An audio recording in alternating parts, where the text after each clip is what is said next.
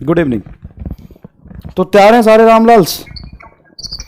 प्रणाम सर, बहुत बढ़िया, प्रणाम प्रणाम।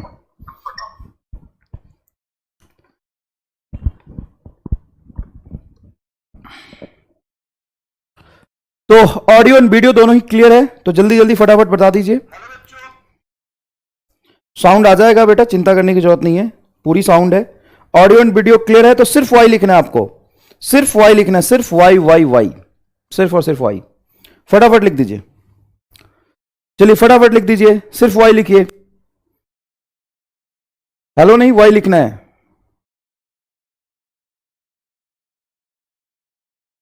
फटाफट वाई लिख दीजिए। साउंड क्लियर है तो वाई लिख दीजिए। ठीक है बेटा, जय हिंद जय भारत। हेलो रामलाल्स, वाई यस। तो सबसे पहले एक सवाल पूछना है आपसे, और वो सवाल ये है, आपको डिटेल में एक्सप्लेन करना है, थोड़ा सा टाइम लगेगा, टाइप करने की स्पीड वैसे भी आपकी बहुत अच्छी है। सवाल ये है, why slope of straight line remain same at all the point. Why slope of straight line, slope of a straight line remain same at all the point. आपको इसका जवाब लिखना है। वाई, क्वेश्चन समझ रहे हैं आप? Why slope of straight line remain same at all the point. देखते हैं सबसे पहला जवाब किसका आता है। सब कुछ बताऊंगा बेटा, चिंता मत करना।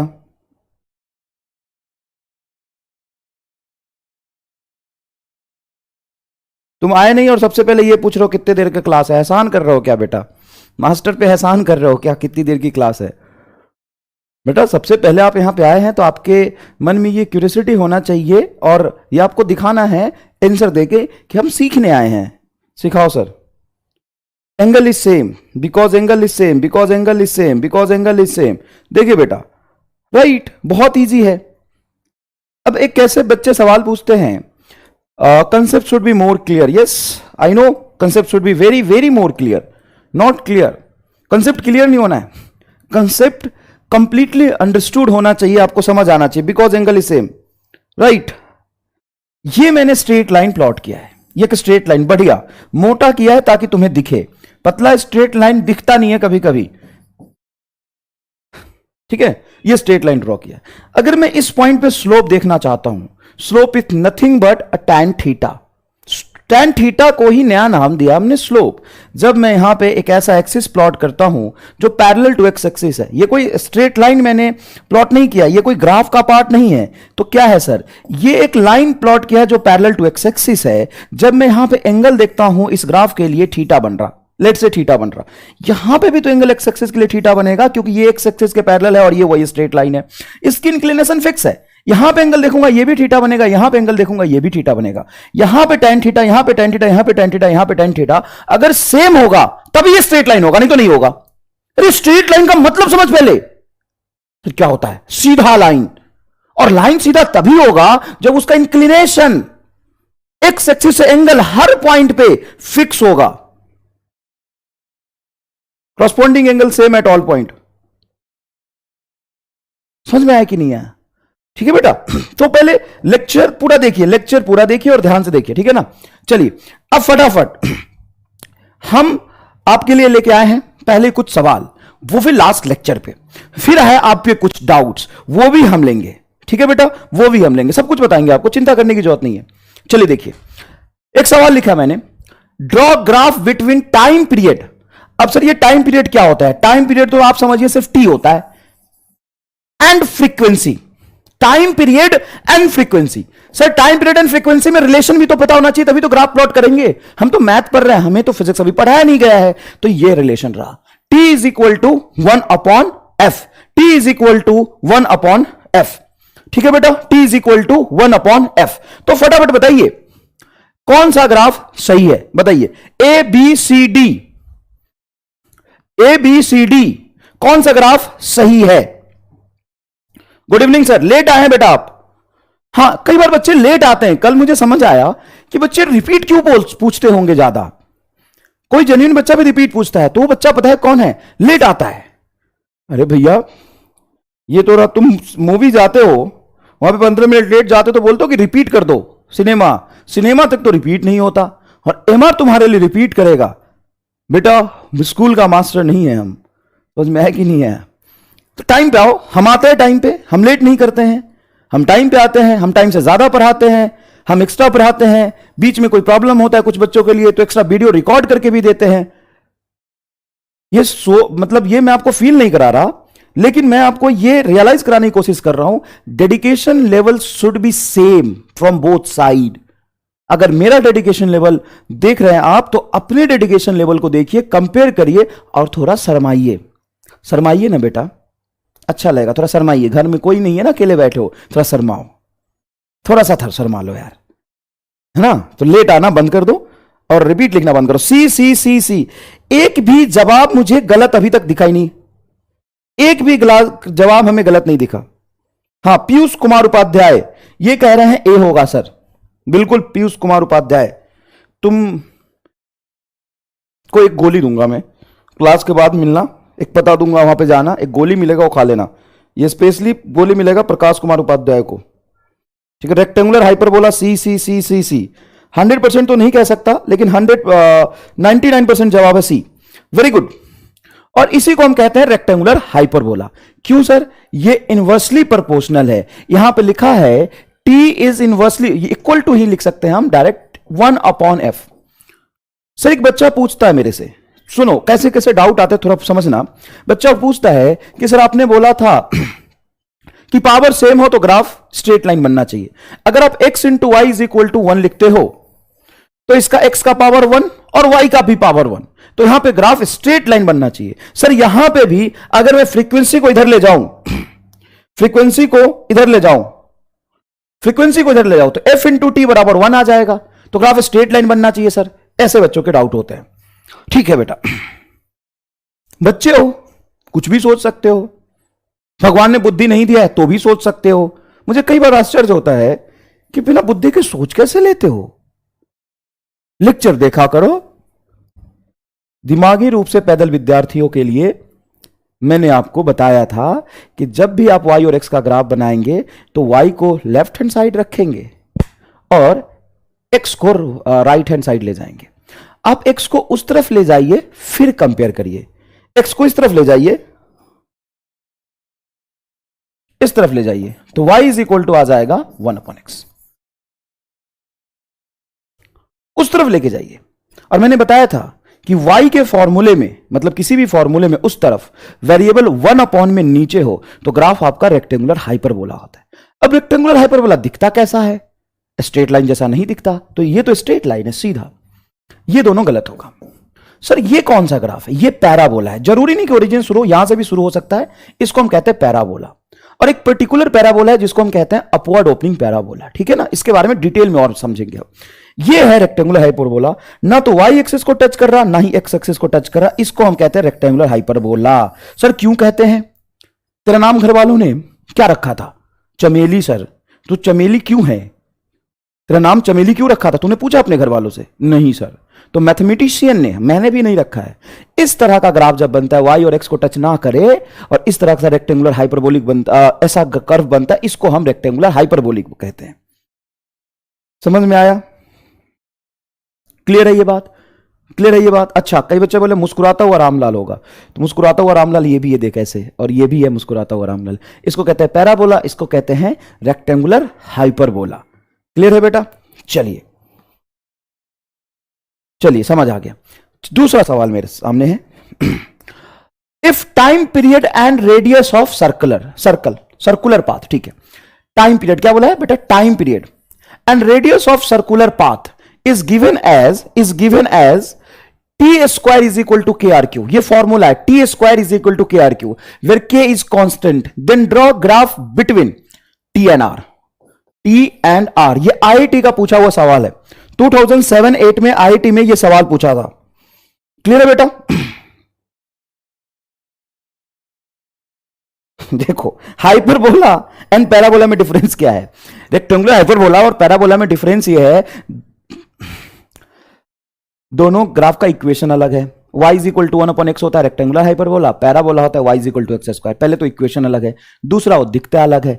कभी तुमने हाथी को और घोड़े को देखा है अलग अलग दिखता है। क्या डिफरेंस है हाथी और घोड़े में? सर शकल अलग अलग होता है। उसी तरीके से ये है तेरा पैराबोला और ये है रेक्टेंगुलर हाइपरबोला, जिसको हम सिर्फ हाइपरबोला से बोल सकते हैं। तो यह हाइपरबोला, यह है पैराबोला, ये बेसिक डिफरेंस है। इधर आइए, चलिए इसका सही जवाब बताइए। A B C D, T square is equal to K R cube, graph T और आर के बीच में बना है। आराम से सोचिए, पहले फटाफट आंसर मत दीजिए। कौन सा आंसर होगा? बच्चे कह रहे हैं sir A D A D A D, A D A D बोल, बच्चे बोल रहे A D A D A D D D A D D A B B B A B B B.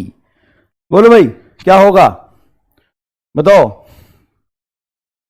A B C D, A. देखिए अब ये relation थोड़ा सा अलग है। यहां पे लिखा है मैंने T square is equal to K R Q, T square is equal to K R Q. तो आपको क्या करना है, जिसको आपने वाई एक्सिस पे रखा है उसके पावर को उधर ले जाइए, क्योंकि मैंने बोला था कि फॉर्मूला में जिसको हम वाई एक्सिस पे रखते हैं ना, उसको सिंपल वो दिखना चाहिए, उसका पावर 1 होना चाहिए। तो इधर तो पावर 2 है, तो बहुत इजी है, हम ऐसे लिख सकते हैं, बेसिक मैथ है, T is equal to K R Q. जब हम इसको उस तरफ ले जाएंगे तो ये हो जाएगा टी इज इक्वल टू के, तो देखो कांस्टेंट है तो हमें इसको इग्नोर करना है, इसका तो कोई हमें प्लॉट करना नहीं, ये तो कांस्टेंट है तो वेरी करेगा नहीं। तो टी इसका स्क्वायर इधर लाएंगे तो आर का पावर हो जाएगा 3/2, और आर के पावर 3/2 को हम 1.5 कह सकते हैं। 1.5 का मतलब क्या हुआ? 1.5 का मतलब क्या हुआ? बहुत अच्छा पढ़ा रहे हो सर, बहुत बढ़िया, धन्यवाद। ये ग्राफ ये इक्वेशन बनेगा, ये इक्वेशन बनेगा। और अगर इक्वेशन बना तो सबसे पहले देखिए वाई एक्सिस पे किसको रखा है मैंने? टी को। तो हम कह सकते हैं कि वाई की जगह पे टी रखा है, मतलब इसको वाई कह सकते हैं। Is equal to x axis पे क्या रखा है मैंने? सर एक्स एक्सिस पे आपने आर को रखा है, तो हम कह सकते हैं आर को एक्स का पावर 1/5।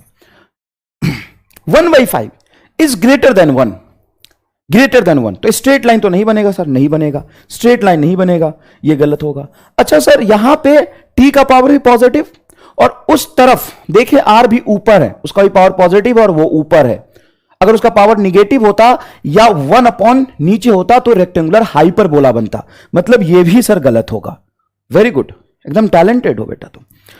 अब सर डी और हमें ए में डाउट है, डी और ए में डाउट है, तो सर डी और ए में हम कौन सा आंसर टिक करें?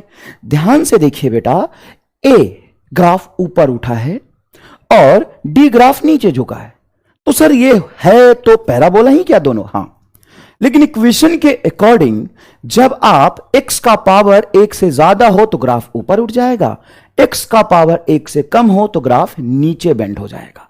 बहुत इजी है, ग्राफ नीचे बेंड हो जाएगा। यहां पे पावर 1 नहीं, 1 से ज्यादा है, 1.5, 3/2 1.5 होता है। आधे रामलाल को अभी भी डाउट है, सर 3/2 1.5 कैसे होता है? सर पहले ये बताओ, पहले ये बताने के लिए तुम पहले 8वीं क्लास में जाओ, वो भी तेरे औकात के हिसाब से ज्यादा बोल दिया मैंने। तू तीसरी क्लास से पढ़ाई शुरू कर और 7 साल बाद आना, मैं तुम्हें डॉक्टर जरूर बना दूंगा। 7 साल बाद आना। This is the correct answer, this is wrong answer. क्या आपको यह समझ आया? ठीक है, ए। धन्यवाद बेटा, धन्यवाद। सभी लोगों का जवाब सेम है। अच्छा सर ये पैराबोला है और ये भी पैराबोला है, अगर ग्राफ का नेचर लिखा होता तो हम कैसे पता करते हैं, हम कैसे बोलते हैं कि ए होगा कि डी होगा? देखो बेटा ऐसा है कि एग्जैक्ट ग्राफ तुमसे पूछा है 4 ऑप्शन में, तो तुम यही बोलोगे। इस ग्राफ का नेचर कैसा होगा? पैराबोलिक, जब वो ऊपर उठ जाए तो लाइक पैराबोला। क्लियर है? चलिए यहां पे देखते हैं। Kinetic energy is equal to p²/2m। ठीक है सर, हमने ये ग्राफ तो प्लॉट किया है। सर ये इक्वेशन कहां से आता है? ये इक्वेशन फिजिक्स में आगे पढ़ना है, अभी आपको नहीं पढ़ना। अभी बस ये याद रखना है कि ये होता है, kinetic energy is equal to p²/2m होता है। अब आपको ये बताना है कि यहां पे काइनेटिक एनर्जी वर्सेस मास का ग्राफ कैसा होगा। देखिए बेटा यहां पे मास है और यहां पे काइनेटिक एनर्जी है। अगर मैं पी को कांस्टेंट मानूं तो सर ये बताने की जरूरत ही नहीं है। अगर आपने वाई एक्सिस पे काइनेटिक एनर्जी रखा है, एक्स एक्सिस पे आपने मास को रखा है, वाई एक्सिस पे काइनेटिक एनर्जी रखा है, एक्स एक्सिस पे मास को रखा है, तो हमें काइनेटिक एनर्जी और मास के बारे में बात करना है। ठीक है, मोक्ष मिल गया, मजा आ गया। अच्छा युगांडा, ठीक है। तो बताइए इसका ग्राफ कैसा बनेगा, फटाफट ग्राफ का नेचर बताइए। काइनेटिक एनर्जी और मास, तो आप क्या करेंगे कि जिसको कांस्टेंट बोला है उसको इक्वेशन से हटा दीजिएगा, क्योंकि ग्राफ उसके अकॉर्डिंग तो बनना नहीं है। जिसको अपने वाई और एक्स एक्सिस में रखा है उसके बीच आपको रिलेशन देखना है, कांस्टेंट को आप इग्नोर करेंगे। तो आप लिखेंगे kinetic energy is inversely proportional to mass. Sir equal क्यों नहीं है ना, पी और टू भी कांस्टेंट है। तो फटाफट बताइए इसका ग्राफ कैसा बनेगा। Rectangular hyperbola, rectangular hyperbola, rectangular hyperbola, जोरदार एकदम, जोरदार जोरदार जोरदार जोरदार। बेटा जितने लोग ये जवाब दे रहे हैं ना कि रेक्टेंगुलर हाइपरबोला जवाब आएगा, मैं तुम्हें समझ आया है और मैं चाहता हूं कि तुम टेलीग्राम और जगह पे बताओ सर हाँ मुझे 100% समझ आया है। क्यों कुछ लोग सिली डाउट पूछते हैं तो मुझे लगता है यार कि क्या मतलब शायद मैं पढ़ा नहीं पा रहा हूं या इनको समझा नहीं पा रहा हूं कि दिमागी रूप से इतने पैदल हैं कि मेरे में कुछ कमी है। क्योंकि बेटा मैं बहुत दिल से पढ़ाता हूं और दिल से पढ़ाता हूं तो मतलब बच्चे को ना समझ में आए तो मैं और ज्यादा कोशिश करने की मतलब एफर्ट्स लगाने की कोशिश करता हूं। आज देख रहे हो कि मेरे स्लो मोड में चल रहा एकदम, तो ये भी जरूरी है कि बच्चा धीरे धीरे कमजोर विद्यार्थी, दिमागी रूप से पैदल विद्यार्थी को थोड़ा समझा जाए। सारे बच्चे जवाब दे रहे हैं रेक्टेंगुलर हाइपरबोला, तो आपको समझ आए तो बताना कि हाँ सर एकदम जोरदार समझ जाएगा। अरे यार रेक्टेंगुलर हाइपरबोला 100% बच्चों ने बताया है। Rectangular hyperbola, rectangular hyperbola, rectangular hyperbola, rectangular hyperbola, मतलब जरूरत ही नहीं थी यार ये समझाने की। तो यस रेक्टेंगुलर हाइपरबोला, बिकॉज हमें काइनेटिक एनर्जी और मास का ग्राफ बनाना है। Kinetic energy is inversely proportional to mass, kinetic energy is inversely proportional to mass. समझ आ गया, बहुत बढ़िया बेटा, 100%। ठीक है, बिल्कुल सही बात है ना। और आपको नीट की कसम है, अगर आप लेट ज्वाइन करते हैं, नीट की कसम दे रहा हूं मैं तुम्हें, बहुत बड़ी बात है ये, लेट ज्वाइन करते हैं तो आपको रिपीट नहीं करना है, वहीं से आप स्टार्ट करिए। रिपीट रिपीट वर्ड मत लिखिएगा, आप वहीं से स्टार्ट करिए और जब क्लास ओवर हो जाए तो फिर से पहले जो आपका छूट गया है आप देख लीजिएगा। आप चाहे कितने भी जेन्युइन बच्चे हैं, अगर आपने गलत किया है, लेट ज्वाइन किया है, रीजन चाहे कुछ भी हो, आप रिपीट वर्ड का यूज नहीं करेंगे। नीट की कसम है तुम्हें, समझ में आया कि नहीं आया। लेट ज्वाइन करते हो तो बेटा 10,000 बच्चे ऑलरेडी पढ़ रहे थे पहले से, उनकी क्या गलती है, वो आपकी वजह से क्यों सेक्रीफाइस करेंगे।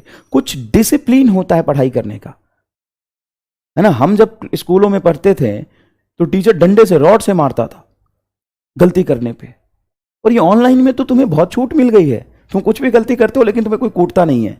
बेटा ऑफलाइन में पढ़ाता था ना मैं, तो आकाश जैसी कोचिंग में जहां पे बच्चे को छूना अलाउड नहीं होता है, वहां पे मैं 4th फ्लोर से कूटता हुआ बच्चे को ग्राउंड फ्लोर तक ले आता था अगर वो बदमाशी करता है तो। सच बात है, सच बात है ये। सर इतना क्यों मारते थे बच्चों को। बच्चा अगर बदतमीजी करेगा तो उसको कूटना जरूरी है बेटा, नहीं तो सीखता नहीं है। कई बार कितनी बार समझा दोगे। तो थोड़ा सा नेक्स्ट क्वेश्चन, सारा बहुत अच्छा पढ़ा रहे हैं। मनीष सैनी, धन्यवाद आपका। बहुत क्या लिख रहा है बच्चा यार, ठीक है सर।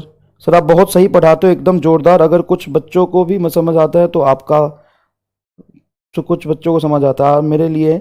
सर आप मेरा नाम लीजिए क्या मिल जाएगा इससे, चमका, parabolic, download parabola, download downward parabola. Yes sir, सही बोले सर। चलिए देखते हैं, ये है सवाल next. P is equal to root under 2m/k। P is equal to root under 2m/k। अगर मैं काइनेटिक एनर्जी को कांस्टेंट मान लूं तो P और M के बीच कैसा ग्राफ होगा।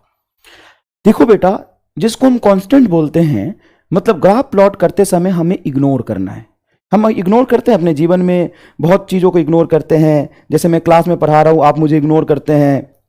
मैं क्लास में कंटिन्यूसली पढ़ा रहा हूँ, आप मुझे इग्नोर करते हैं और अपने बारे में ही बात करते रहते हैं। सही बात है ना, अपने बारे में बात करते रहते हो, तो ये गलत बात है। मुझे इग्नोर करते हो, कंटेंट को इग्नोर करते हो, फिजिक्स को इग्नोर करते हो, बायोलॉजी को इग्नोर नहीं करते बस। सर बायोलॉजी तो हमारा प्यार है। अगर मैं अभी 100% बच्चों में से पूछूं कि बच्चा तुम्हारा फेवरेट सब्जेक्ट क्या है, तो सर हमारा फेवरेट सब्जेक्ट 99% बच्चा बोलेगा। फटाफट तुम बोलो तुम्हारा फेवरेट सब्जेक्ट क्या है, बताओ तुम्हारा फेवरेट सब्जेक्ट क्या है। आज तो एक्स्ट्रा क्लास है ना बेटा, तो सब कुछ पढ़ाएंगे, चिंता मत करो। थोड़ा हम एक दूसरे को जान ले, बात भी कर लेना तो अच्छा लगेगा हमें भी और आपको भी, है ना।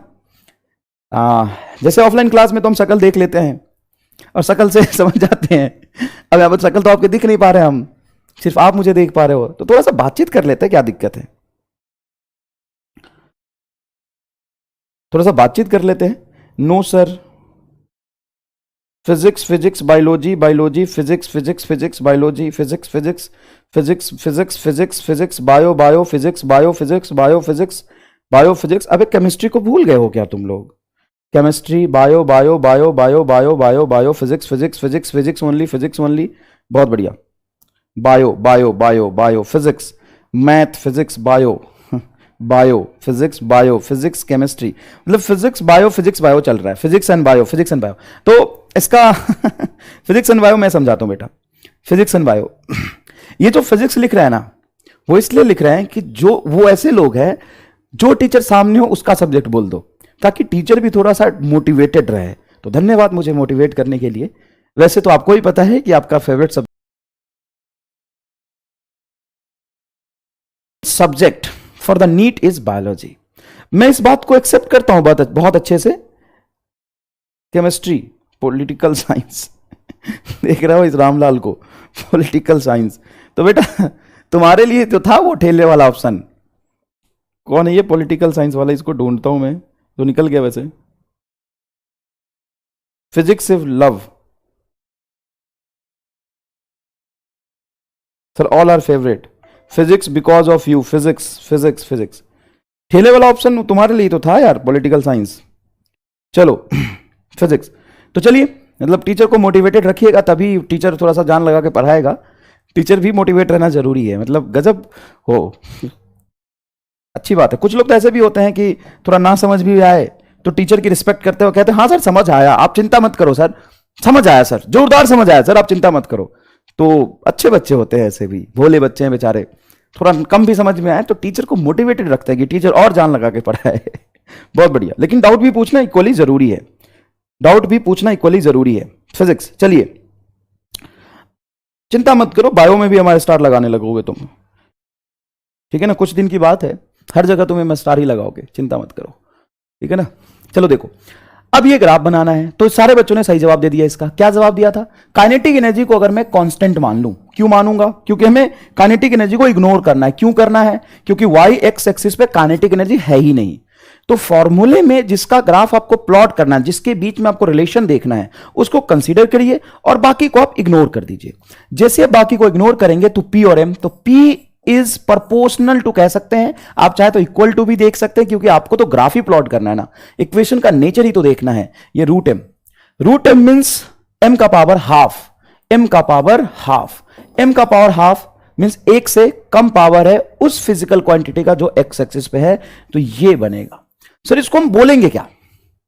आपको नहीं चिंता करने की जरूरत है, हर बार नहीं पूछेगा वो। वैसे इसको भी हम पैराबोला कहते हैं, डाउनवर्ड पैराबोला, डाउनवर्ड पैराबोला, ठीक है सर, डाउनवर्ड पैराबोला,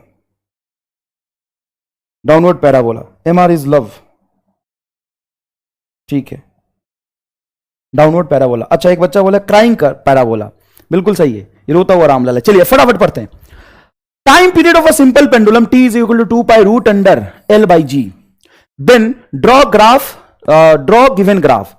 T और L के बीच ग्राफ प्लॉट करना है हमें, T और L के बीच ग्राफ प्लॉट करना है। सर फॉर्मूला कहां पे है? हम T और L के बीच ग्राफ तभी प्लॉट कर सकते हैं जब हमें कुछ फॉर्मूला देंगे। यस, आपको फॉर्मूला दिया मैंने, T is equal to 2 pi root under L by G, ये मैंने आपको फॉर्मूला दिया है, ठीक है बेटा, ये मैंने आपको फॉर्मूला दिया है। बहुत बढ़िया बेटा। चलिए अब इससे ग्राफ प्लॉट करिए, फटाफट ग्राफ प्लॉट करिए बेटा। सर किसके बीच प्लॉट करना है? तो वाई एक्सिस पे मैंने रखा है टी को, एक्स एक्सिस पे रखा है मैंने एल को, ठीक है। तो यहां पे तो सर जी भी है, 2 पाई भी है, उसको आप इग्नोर करेंगे। इग्नोरेंस समझते हो ना? इग्नोरेंस तो बहुत अच्छे से समझते हो तुम बहुत बार इग्नोर किए गए हो अपने जीवन में। सर आज तक हम इग्नोर ही किए गए हैं, घर वाला इग्नोर करता है, बाहर वाला इग्नोर करता है, जीवन तबाह है सर हमारा। तो भाई दिमागी रूप से पैदल रामलाल क्या करेगा तू? चल देख इधर, पैराबोला डाउनवर्ड पैराबोला, हाँ कह सकते हो, पैराबोला ऐसा बनेगा। क्यों? क्योंकि ये टी और ये इग्नोर करो तो रूट एल, एल का पावर हाफ, तो इस तरह का पैराबोला बनेगा, कोई खास बात नहीं है। चलिए नेक्स्ट देखिए, टी और जी का ग्राफ प्लॉट करना है। यहां पे देखिए बेटा, टाइम है, यहां पे जी है। तो इस बार इस फॉर्मूले में 2 pi root under L by G में किसको इग्नोर करेंगे आप? किसको इग्नोर करेंगे? किसको इग्नोर करेंगे? जल्दी से फटाफट आ दीजिए। डाउनवर्ड पैराबोला,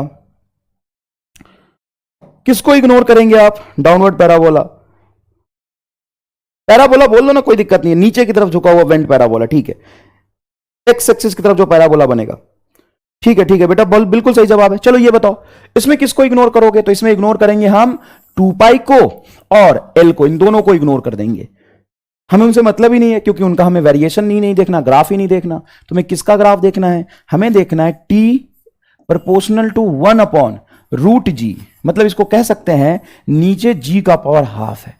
सर आपने y is inversely proportional to x बताया था, लेकिन ये तो g का पावर हाफ है। तो मैंने साथ में ये भी बताया था कि अगर फिजिकल क्वांटिटी जो x एक्सिस पे है वो 1 डिवाइडेड में आ जाए, अब फर्क नहीं पड़ता उसका पावर 1 है, हाफ है, 2 है, 4 है, 5 है, वो रेक्टेंगुलर हाइपरबोला ही बनेगा, वो रेक्टेंगुलर हाइपरबोला ही बनेगा। आपको एक अच्छी बात मैं बता दूं, आने वाले फिजिक्स में जितने फॉर्मूले होंगे और केमिस्ट्री में, जब भी ग्राफ बनाओगे तुम सही बनाओगे, ये 100% गारंटी है। क्योंकि जितने फिजिक्स में आने वाले इक्वेशन है ना, सब का एग्जांपल ही दे लिया मैंने। अब इससे ज्यादा तुम्हें कुछ ग्राफिकल रिप्रेजेंटेशन में कोई दिक्कत ही नहीं है, यही सब ग्राफ में सबसे ज्यादा आता है। इक्वेशन से ग्राफ ही तो प्लॉट करना होगा, और तुम ग्राफ सही प्लॉट कर रहे हो, 100% सही प्लॉट कर रहे हो। रेक्टेंगुलर हाइपरबोला, जोरदार सर, हो गया। अरे बेटा एकदम हो गया, rectangular hyperbola is a correct answer. तुम हर सवाल सही करोगे फिजिक्स में, ग्राफ का हर सवाल सही करोगे। जय मार, आगे बढ़ो। इधर देखो, अब सर थोड़ा सा हमें ग्राफ तो हम समझ लिया, I know sir rectangular hyperbola बिल्कुल सही है। चलो अब आगे देखो।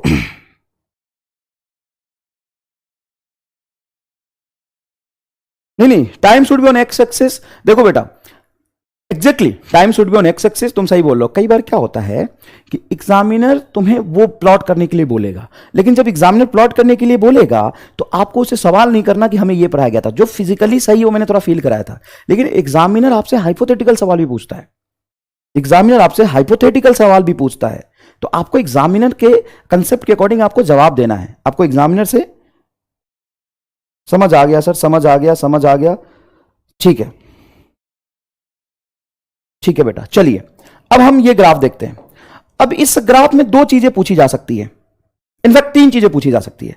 क्या क्या, मैं सब कुछ कवर करता हूं। सबसे पहला, ये ग्राफ दिया हुआ है, सबसे पहला तुमसे इसमें पूछा जाएगा कि ए पॉइंट पे ग्राफ का नेचर बताओ क्या होगा, बी पॉइंट पे ग्राफ का मतलब स्लोप क्या होगा, और सी पॉइंट पे स्लोप क्या होगा। सबसे पहले ये पूछा जाएगा। मतलब टाइप ऑफ क्वेश्चंस मैं आपको बता रहा हूं, कितनी तरह के सवाल अब यहां से पूछे जा सकते हैं। ग्राफ गिवन होगा और आपसे पूछा जाएगा कि ए पे, बी पे और सी पे नेचर ऑफ स्लोप बताओ। स्लोप एट ए, वैल्यू नहीं, नेचर बताना है। स्लोप एट सी, नेचर का मतलब है पॉजिटिव, निगेटिव एंड जीरो। सबसे पहला और फंडामेंटल सवाल यही पूछा जाएगा तुमसे। समझ में आया ना बेटा? कई बार क्या होता है कि सारे कंसेप्ट को एक साथ मिक्स नहीं करना होता है बेटा। हम कंफ्यूज क्यों होते हैं? बहुत सारे कंसेप्ट को एक साथ मिक्स कर देते हैं। तो मैं आपको बताता हूं, अब ग्राफ प्लॉटेड होगा। सबसे पहले जो आपसे पूछा जाएगा वो ये पूछा जाएगा, सर ए पॉइंट पे स्लोप क्या होगा।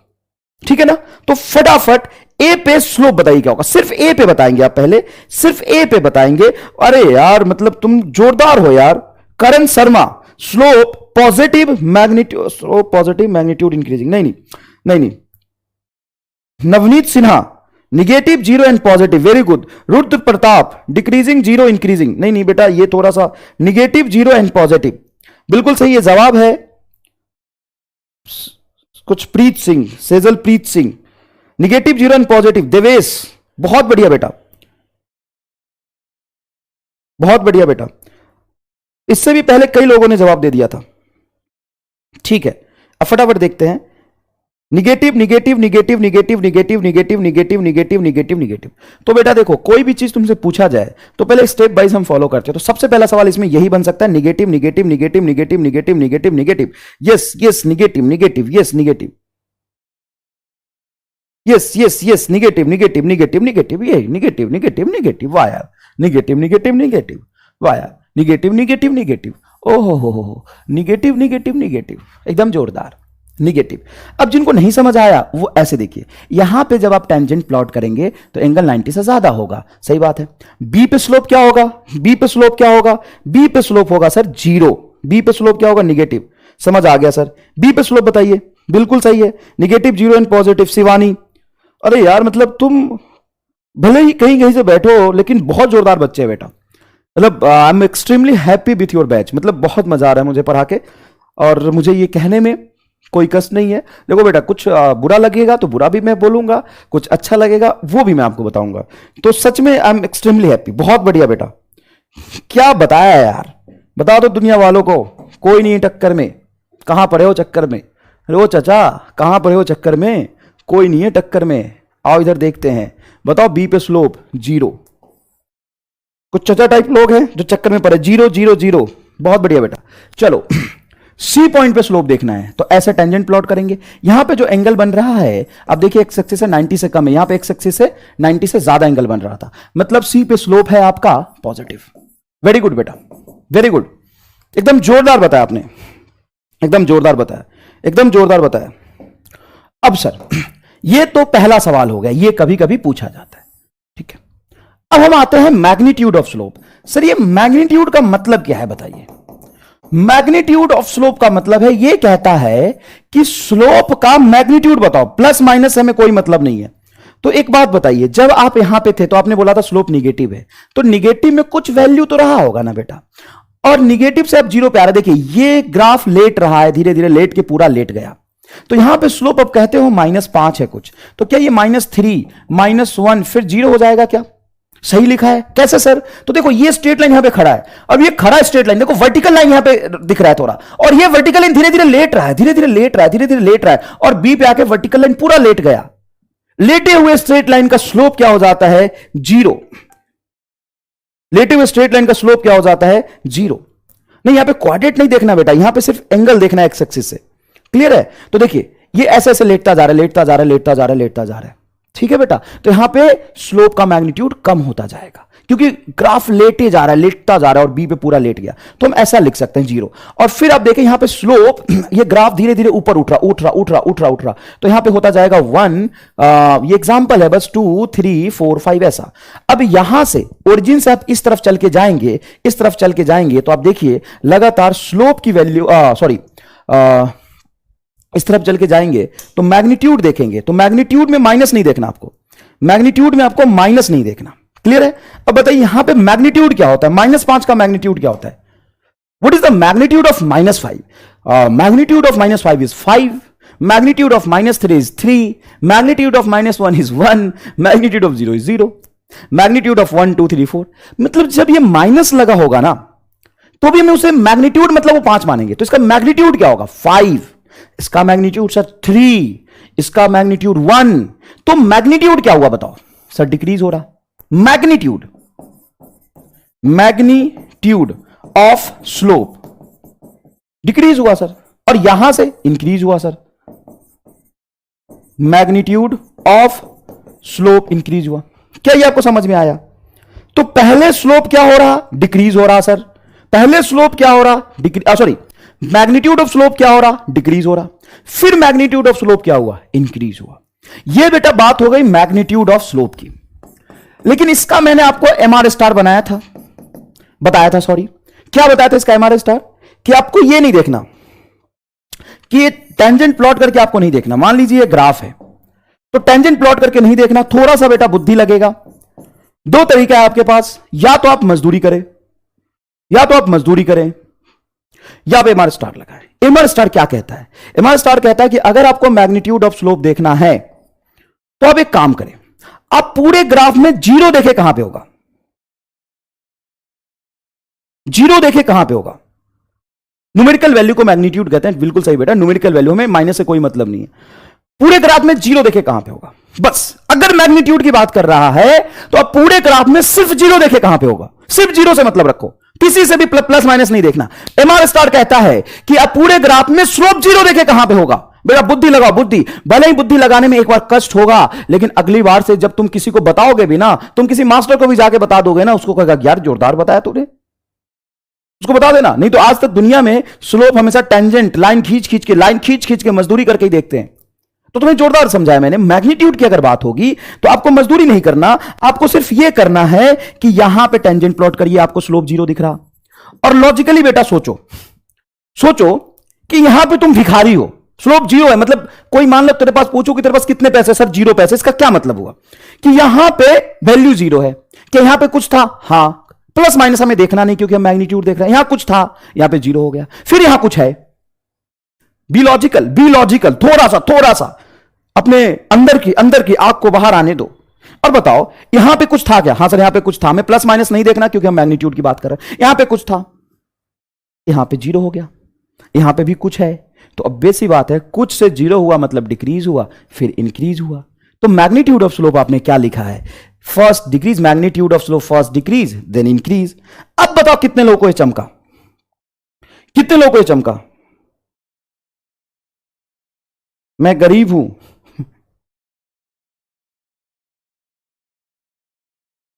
MR स्टार हमारा प्यार, चमक गया ये। तो अब बात होगी स्लोप की, जो ओरिजिनल बात है स्लोप की। सर आप जब सिर्फ स्लोप की बात करेंगे, तो हमें सर क्या करना है?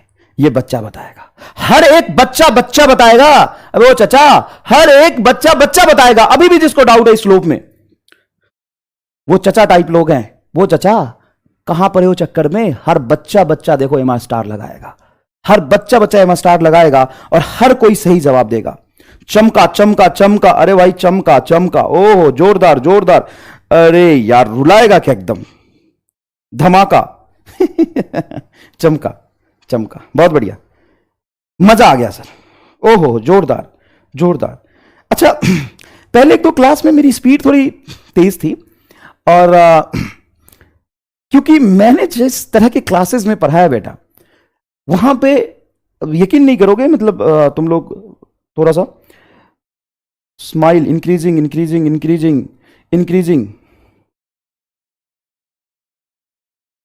झन्नाटेदार, स्माइलिंग रामलाल, इंक्रीजिंग।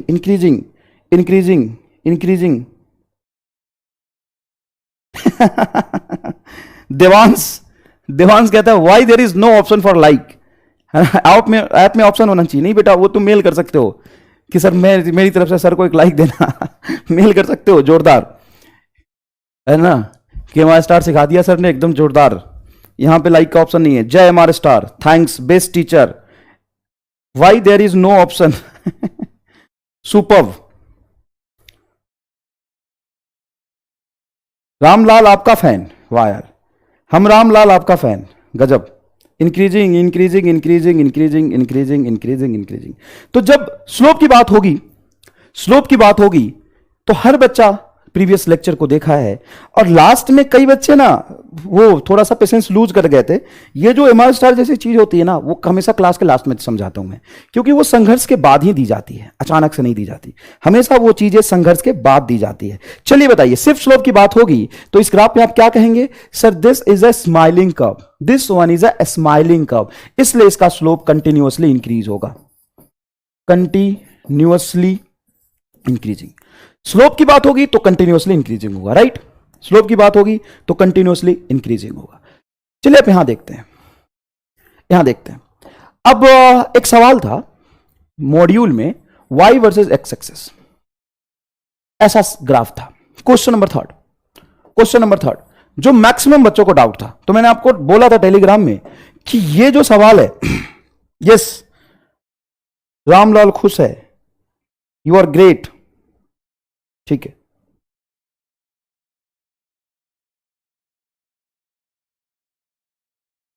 पहले लोग कहते थे नीट वाले फिजिक्स से डरते हैं, but MRs are always rocks. अरे बेटा, जब तुम्हारे भाई बंधुओं को, बड़े भाई को मेडिकल कॉलेज में पहुंचा दिया है तो तुम्हें भी पहुंचा देंगे, चिंता मत करो। सर चलिए देखते हैं। अब DPP का क्वेश्चन नंबर 2 क्या था, मुझे याद नहीं आ रहा।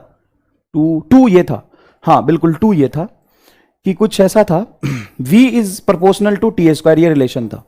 This is a given formula, given, और आपको ग्राफ प्लॉट करना है V वर्सेस T का। तो आप इस ग्राफ को कैसा बोलेंगे? सर ये पैराबोला होगा।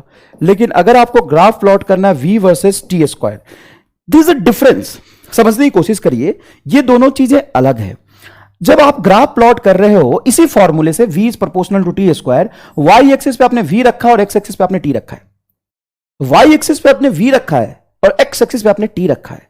तो इस रिलेशन में जाएंगे आप, देखेंगे v के जगह पे हम y लिख सकते हैं और एक्स एक्सिस पे मैंने t रखा है। देखिए बेटा, एक्स एक्सिस पे मैंने t रखा है तो इसको x कह सकते हैं। y is proportional to x square, तो अपवर्ड ओपनिंग पैराबोला ग्राफ बनेगा, अपवर्ड ओपनिंग पैराबोला ग्राफ बनेगा। क्लियर है? डन। चलिए आगे। अब ये मैंने ग्राफ बनाया है v वर्सेस टी स्क्वायर। अब ये ग्राफ कैसा बनेगा? तो इस ग्राफ को बनाने के लिए हमें रिलेशन तो यही यूज करना है, v is proportional to T square. अब बताइए अच्छे से सोच के, मैंने बहुत आसानी से समझाया बेटा। ये है वेलोसिटी या कोई भी जिसको मैंने y एक्सिस पे रखा है, तो मैं इस v को y कह सकता हूं, और ये टी स्क्वायर जिसको मैंने x एक्सिस पे रखा है। मैं रिलेशन या ग्राफ v वर्सेस t का देखा है इसमें, और इसमें v वर्सेस टी स्क्वायर का देख रहा हूं, मतलब इसमें v का वेरिएशन टी स्क्वायर के रिस्पेक्ट में देखूंगा। तो टी स्क्वायर मतलब x के जगह पे मैंने टी स्क्वायर रखा है, तो इस टी स्क्वायर को पूरे को मैं x कहूंगा ना बेटा, सिंपल सी बात है, पूरे को x कहूंगा ना। यस, जोरदार, सबने बताया स्ट्रेट लाइन, सबने बताया स्ट्रेट लाइन, बिल्कुल ये रहेगा स्ट्रेट लाइन ग्राफ, ये बनेगा स्ट्रेट लाइन ग्राफ। क्या आपको ये अच्छे से समझ आया? ये स्ट्रेट लाइन ग्राफ बनेगा। और ये बेटा 8% फिजिक्स में कभी पूछा जा सकता है, बहुत बहुत अच्छे लेवल के सवाल में, नहीं तो 99.99%। सुनना मेरी बात, आज मैं तुमसे कह रहा हूं और तुम ये 1 साल बाद रियलाइज करोगे, या 4 महीने 6 महीने बाद रियलाइज करोगे। आज मैं तुमसे कह रहा हूं, तुम 6 महीने बाद रियलाइज करोगे। ये समझ गए ना? ये समझ गए ना? 99% ग्राफ समझ गए, चिंता मत करो। और चीजें जब फिजिक्स में आएगी ना तो उसको और फील करोगे, फिजिक्स से रिलेट करके हम पढ़ेंगे तो और फील करोगे। अभी तो मैथमेटिकल अप्रोच देख रहे हैं हम, उसको फिजिकली नहीं समझ सकते। ये मैथ है बेटा, मैथ है ये। यस यस यस यस, चमका। तो चलो ये था, तो इसमें आंसर गलत दिया हुआ है। इसमें अगर तुमसे पूछे magnitude of slope, magnitude of slope, और इसमें ये पूछे सिर्फ स्लोप, तो दोनों चीजें में डिफरेंस है, दोनों चीजों में भारी डिफरेंस है। सर क्या डिफरेंस है? तो अभी मैंने जोर जोर से चिक चिक के बताया। अगर वो स्लोप पूछता है, अगर वो स्लोप पूछता है,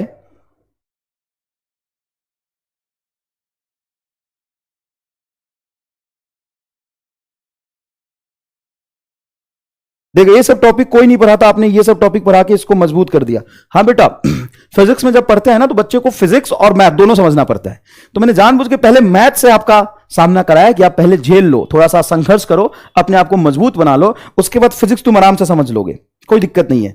चलिए, अगर यहां पर बात होगी बेटा स्लोप की, तो ये कैसा ग्राफ है? सर ये हंसता हुआ ग्राफ है, तो इसका स्लोप बढ़ रहा होगा, कोई दिक्कत नहीं, 100% इसका स्लोप बढ़ रहा होगा, क्योंकि हंसता हुआ रामलाल है, हंसता हुआ रामलाल का स्लोप बढ़ता है, हंसता हुआ बिल्कुल हंस रहा है रामलाल। सिर्फ स्लोप की बात होगी तो बढ़ रहा होगा।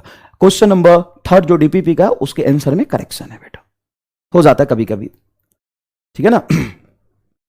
जैसी क्लास में तुम्हें पढ़ा रहा हूं ना, वैसे दिन में क्लास में 3 लेता हूं, तो थोड़ा सा टाइम कम मिल पाता है मुझे, 3 क्लास लेता हूं। जैसे क्लास में तुम्हें 2 घंटे की क्लास पढ़ाता हूं, वैसे 3-3 क्लास लेता हूं, सबका डीपीपी पीपीटी सबका काम देखना होता है बेटा। तो चलो देखो इधर, कोई खास बात नहीं। हाँ सर, मैग्नीट्यूड ऑफ स्लोप की बात होगी तो, मैग्नीट्यूड ऑफ स्लोप की बात होगी तो बताओ ये पूरे रीजन में स्लोप कहां 0 होगा? सर इस पॉइंट पे हम कह सकते हैं स्लोप 0 होगा। तो यहां पे स्लोप कुछ था, भले ही वो निगेटिव है, बिल्कुल मैं कह रहा हूं ना ये निगेटिव है, -2 -3 है, लेकिन उसकी मैग्नीट्यूड की बात होगी तो पहले कुछ स्लोप था, अब वो स्लोप 0 हो गया है। तो हम कहेंगे पहले कुछ था अब 0 हो गया, पहले तेरे पास कुछ था भिखारी हो गया, 0 हो गया, भिखारी टाइप इंसान हो गया। सर हमारे पास तो पहले भी कुछ नहीं था, अभी भी कुछ नहीं है, हम तो हमेशा से भिखारी हैं, क्या पता भविष्य में हम कुछ पढ़ लिख के बन जाए। तो बेटा जान लगा के पढ़ोगे तभी कुछ बनोगे, है ना। तो डिसाइड कर लो, या तो पूरी तरीके से जान लगा दो, नहीं तो जाने दो, ठीक है। मैग्नीट्यूड डिक्रीजिंग, बट सर अगर टेंजेंट प्लॉट करके देखे तो, हाँ तो देखिए ना, टेंजेंट प्लॉट करके देखिए, मैं कह रहा हूं ना यहाँ पे स्लोप निगेटिव है, लेकिन हम जब मैग्नीट्यूड की बात करेंगे तो निगेटिव कंसीडर ही नहीं करेंगे। मैग्नीट्यूड अलग चीज हो गया ना, और सिर्फ स्लोप अलग चीज हो गया। क्लियर है ये बात? क्या मैं यहां तक क्लियर हूं? क्या मैं यहां तक क्लियर हूं? अच्छा एक सवाल था, ये सवाल था, ऐसा था, ऐसा सवाल ऐसा था, y और x ऐसा ग्राफ बना था। ऐसा नहीं बना था, उसको यही तक बनाना था, लेकिन उसने प्लॉट करके यहां तक ले आया, है ना, कोई बात नहीं, ग्राफ ये था। अब ऐसा बना दिया था, इसमें बोल रहा था कि यहां पे स्लोप कितना होगा, यहां पे x इज इक्वल टू 0 इस पॉइंट पे, a पे। तो आपको क्या करना है, सिंपल सा टेंजेंट प्लॉट करना है। जब आप यहां पे टेंजेंट प्लॉट करेंगे इस कर्व के लिए तो ऐसा बनेगा सीधा, मतलब a पॉइंट पे स्लोप क्या होगा, इनफाइनाइट होगा। Slope eight A point is infinite. बेटा आपको जान के आश्चर्य होगा कि कोटा में भी जो पढ़ने आते हैं ना बच्चे, उनको एक साल बाद यह समझ आता है कि कहां पे स्लोप जीरो होगा, कहां पे निगेटिव होगा और कहां पे पॉजिटिव होगा। आप मेरी बात माने, आसपास में जो आपकी नीट की तैयारी करने वाले बच्चे होंगे उनको स्लोप का कंसेप्ट जाके आप पढ़ा सकते हैं। भरोसा करिए आप मेरे पे, आप पढ़ा सकते हैं। आप ढूंढे कोई ऐसा बच्चा जो 1 2 3 साल से नीट की तैयारी कर रहा हो, है ना, नीट का पेपर देने वाला हो 21 में, तुम तो 23 में दोगे ना, 21 में जो नीट का पेपर देने वाला है ना, उसको जाके तो स्लोप पढ़ा सकता है। 90% ऐसे बच्चे होंगे, उसको जाके तो स्लोप पढ़ा दे और बताना सर मैंने पढ़ा दिया। ढूंढ ढूंढ बच्चा। अलक पांडे सर ने बोला है शिक्षा का, है ना, जो जनाना है शिक्षा हर घर घर तक फैलाना है। एकदम गरीब से गरीब बच्चा, गरीब किसी को बोलना ठीक नहीं है, मतलब जहां तक एजुकेशन नहीं पहुंच पा रही है। पहले एजुकेशन लेने के लिए आपको बहुत दूर जाना पड़ता था, वहां पर रहना खाना फीस देना बहुत महंगा था। अब क्या है कि घर घर तक आप कहीं भी बिहार के किसी छोटे से गांव में, युगांडा के किसी काली घाटी में, कहीं पे भी बैठ के, कितनी भी दिमागी रूप से पैदल हो, कितनी भी स्ट्रांग हो, आप बैठ के लेक्चर जोरदार देख रहे हो, ठीक है ना। तो अब आप सीख रहे हो, पढ़ रहे हो, तो ये अपॉर्चुनिटी आपको मिली है टेक्नोलॉजी की वजह से। इसका फायदा उठाइए। और अलक पांडे सर की वजह से, नो डाउट ही is a great man. Great भी वर्ड छोटा होगा उनके लिए, पीडब्ल्यू टीम और अलक पांडे सर के लिए, ठीक है ना। तो आप ढूंढिए आपके गांव में, मोहल्ले में, है ना, घूमो, गांव गांव में घूमो, हर मोहल्ले में जाओ, हर घर घर में जाओ, हर घर घर में पूछो जाके कोई नीट वाला है क्या, कोई आईटी वाला है क्या, नीट वाला है क्या जो इस बार पेपर देगा। निकालो उसको बाहर घर से और पढ़ तू स्लोप देख अब कैसे है आएगा, उसको स्लोप सिखा देगा तू। आई एम फ्रॉम वैशाली बिहार। बिल्कुल बेटा, मैं भी वैशाली बिहार में बहुत रहा हूं, हाजीपुर के पास। I am from Siwan. बहुत बढ़िया बेटा। हाँ, तुम एक बच्चा बोला सर मेरी ब्रदर है, मेरी सिस्टर है, पढ़ाओ उसको, पढ़ाओ उसको। युगांडा में नेट स्लो है, पढ़ाओ उसको, घर घर से निकाल, सबको निकाल और पढ़ाओ उसको। You are next Alak Pandey. अरे सर तुलना हमसे काहे कर रहा है यार। Next Alak Pandey sir, you are next Alak Pandey. खूब सारे कमेंट कर रहे हैं। नहीं सर, उनके कंपेयर हमसे करना उनकी बेइज्जती होगी बेटा, हम तो बहुत छोटे लोग हैं। सर यहां दूर दूर तक कोई नहीं है। तू लुगांडा में रह रहा है क्या? लुगांडा के कालीघाटी में, बक्सर से। I am from Arrah, Motihari, Nalanda, Aurangabad, Aligarh. Sir मुझसे कोई पढ़ता ही नहीं बेटा। पहले खराब पढ़ाते होगे ना आप तो कंसेप्ट सीख ले स्लोप का, जाके पढ़ा दो उनको। गोरखपुर, दरभंगा ठीक है बेटा, बहुत बढ़िया, है ना। तो आपको क्या करना है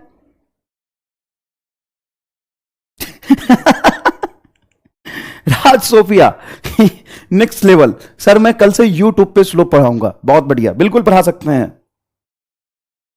न्यू अलग फंड, कोरोना टाइम है।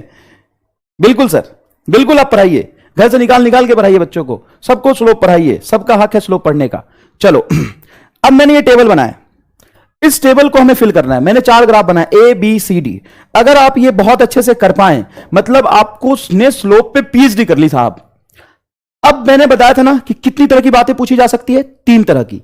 क्या क्या पूछी जा सकती है? किसी पॉइंट पे स्लोप। क्या क्या पूछी जा सकती है? किसी पॉइंट पे स्लोप किसी पॉइंट पे स्लोप पूछी जा सकती है। सबसे पहले तो मैंने पूछा ए पॉइंट पे स्लोप। ये मैंने 4 ग्राफ बनाए, ग्राफ विजिबल है, एकदम चमक रहा है, जोरदार चमक रहा है। चलो सारे ग्राफ में स्लोप एट ए पॉइंट पहले हम पता करेंगे। सबसे पहला स्लोप सवाल है कि फर्स्ट ग्राफ में, इस ग्राफ की बात कर रहा हूं मैं, इसमें इस ग्राफ की बात कर रहा हूं, इस ग्राफ की बात कर रहा हूं, इस ग्राफ की बात कर रहा हूं। ए पे स्लोप का नेचर बताना है।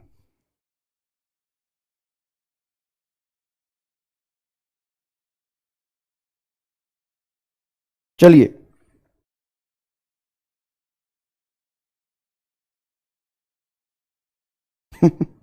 अभिषेक पांडे, ज्यादा बड़ी बात नहीं करती तुमने अपनी औकात से कोई बात नहीं बेटा, ये भी कभी आएगा समय, बिल्कुल आएगा बेटा, और हम आपके लिए हैं और हमेशा रहेंगे आपके साथ। चलिए 0 0 0 0 0 0 0 क्यू जीरो, जिसको नहीं समझ आया वो भी समझिए। क्यू जीरो तो जहां लेटा हुआ रेखा मिलेगा, जहां पे रेखा लेटी मिलेगी उसका स्लोप जीरो होगा। जहां पे रेखा लेटी हुई मिलेगी वहां पे उसका स्लोप जीरो होगा। लेटी हुई रेखा का स्लोप जीरो होता है। लेटी हुई रेखा का स्लोप जीरो होता है। रेखा जैसे जैसे खड़ी होती है उसका स्लोप बढ़ता है। लेटी हुई रेखा, लिख लो इसको, लिख लो, लेटी हुई रेखा का स्लोप जीरो होता है। जैसे जैसे रेखा खड़ी होती है उसका स्लोप बढ़ता जाता है और स्ट्रेट लाइन वर्टिकल रेखा का स्लोप इनफाइनाइट हो जाता है। तो यहां पे रेखा लेटी हुई है, स्लोप क्या होगा? जीरो। क्लियर है क्या? क्लियर है क्या? ठीक है। अब इस ग्राफ में बताएं, इस ग्राफ में बताएं, ए पे स्लोप बताना है आपको। पहले हमें कहां बताना? ए पे। तो ए पे स्लोप बताएं निगेटिव। बहुत बढ़िया बेटा। ए पे देखिए, यहां पे टेंजेंट प्लॉट करेंगे। यहां पे बताइए, यहां पे देखेंगे जीरो। यहां पे बताइए स्लोप कैसा होगा? पॉजिटिव। ये चारों ग्राफ में मैंने कुछ नहीं किया है। मैंने क्या किया है कि सिर्फ ये देखा है कि ए पॉइंट पे स्लोप क्या होगा। मैं कोई एडवांस लेवल की बात नहीं कर रहा हूं। दाढ़ी कहां है सर?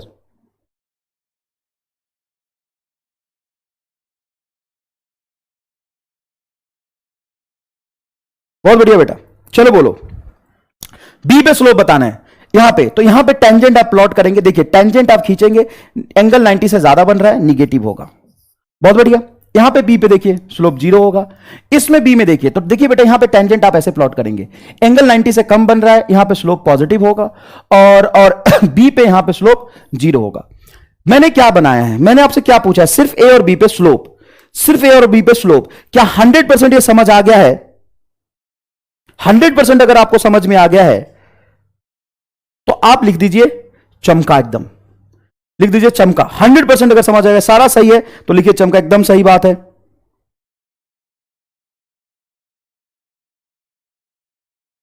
ठीक है, एकदम सही।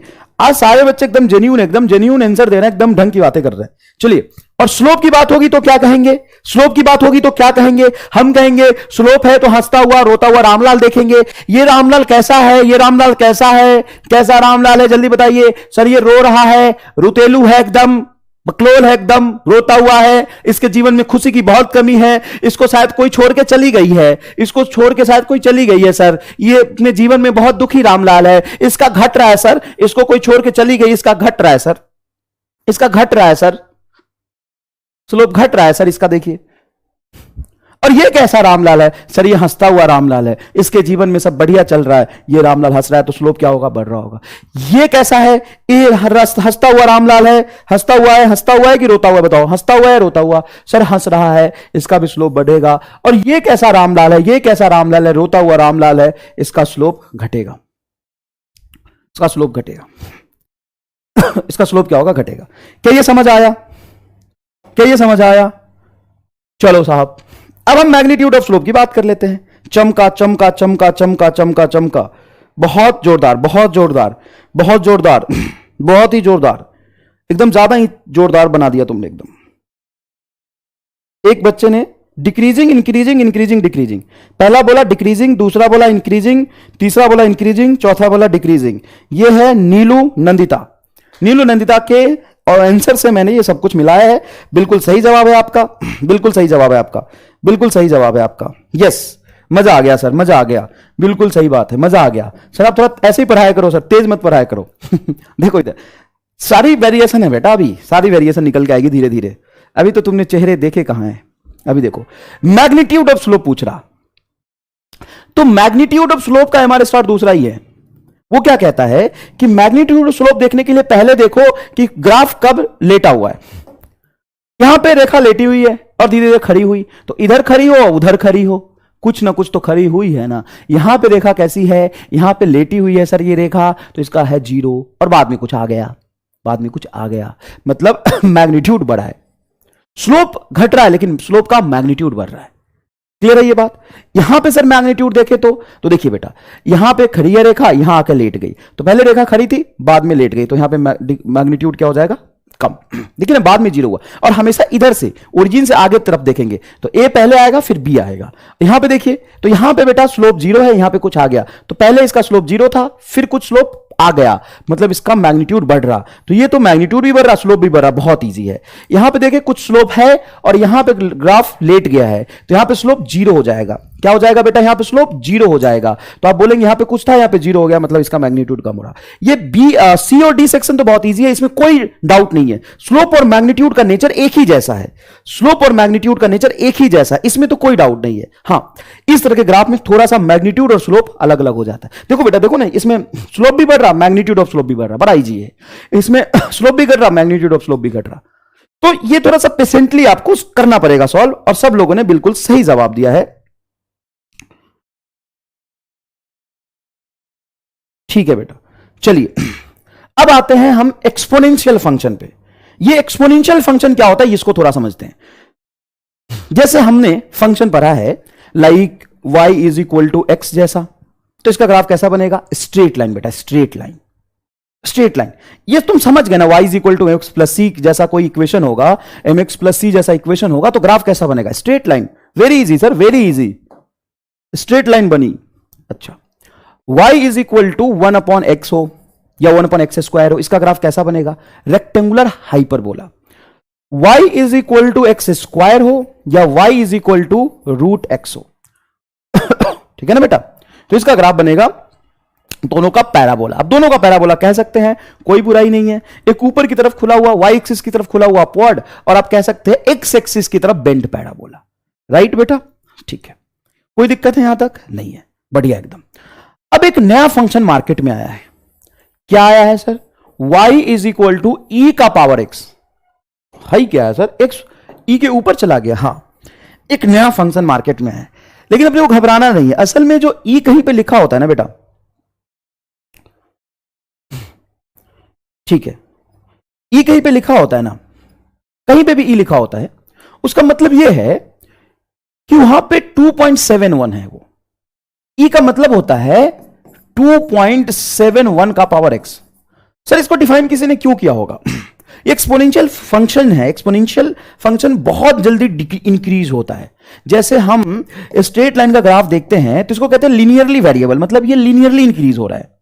पैराबोला देखे तो ऐसा बनता है, मतलब ये जल्दी इंक्रीज हो रहा है। इससे भी तेज गति से y इंक्रीज होता है x के इंक्रीज होने से, ठीक है ना, इससे भी तेज इंक्रीज हो जाता है, क्योंकि यहां पे क्या लिखा है, y इज इक्वल टू 2.71 का पावर x।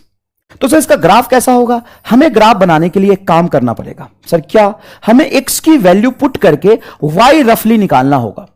तो x की वैल्यू पहले हम पुट करते हैं 0, कोई दिक्कत नहीं है। x की वैल्यू हम पहले पुट करते हैं 0, 0 पुट करते हैं 0। जैसे ही आप यहां पे x को 0 रखोगे, किसी भी नंबर का पावर जो 0 होता है ना, किसी भी नंबर का पावर जो 0 होता है,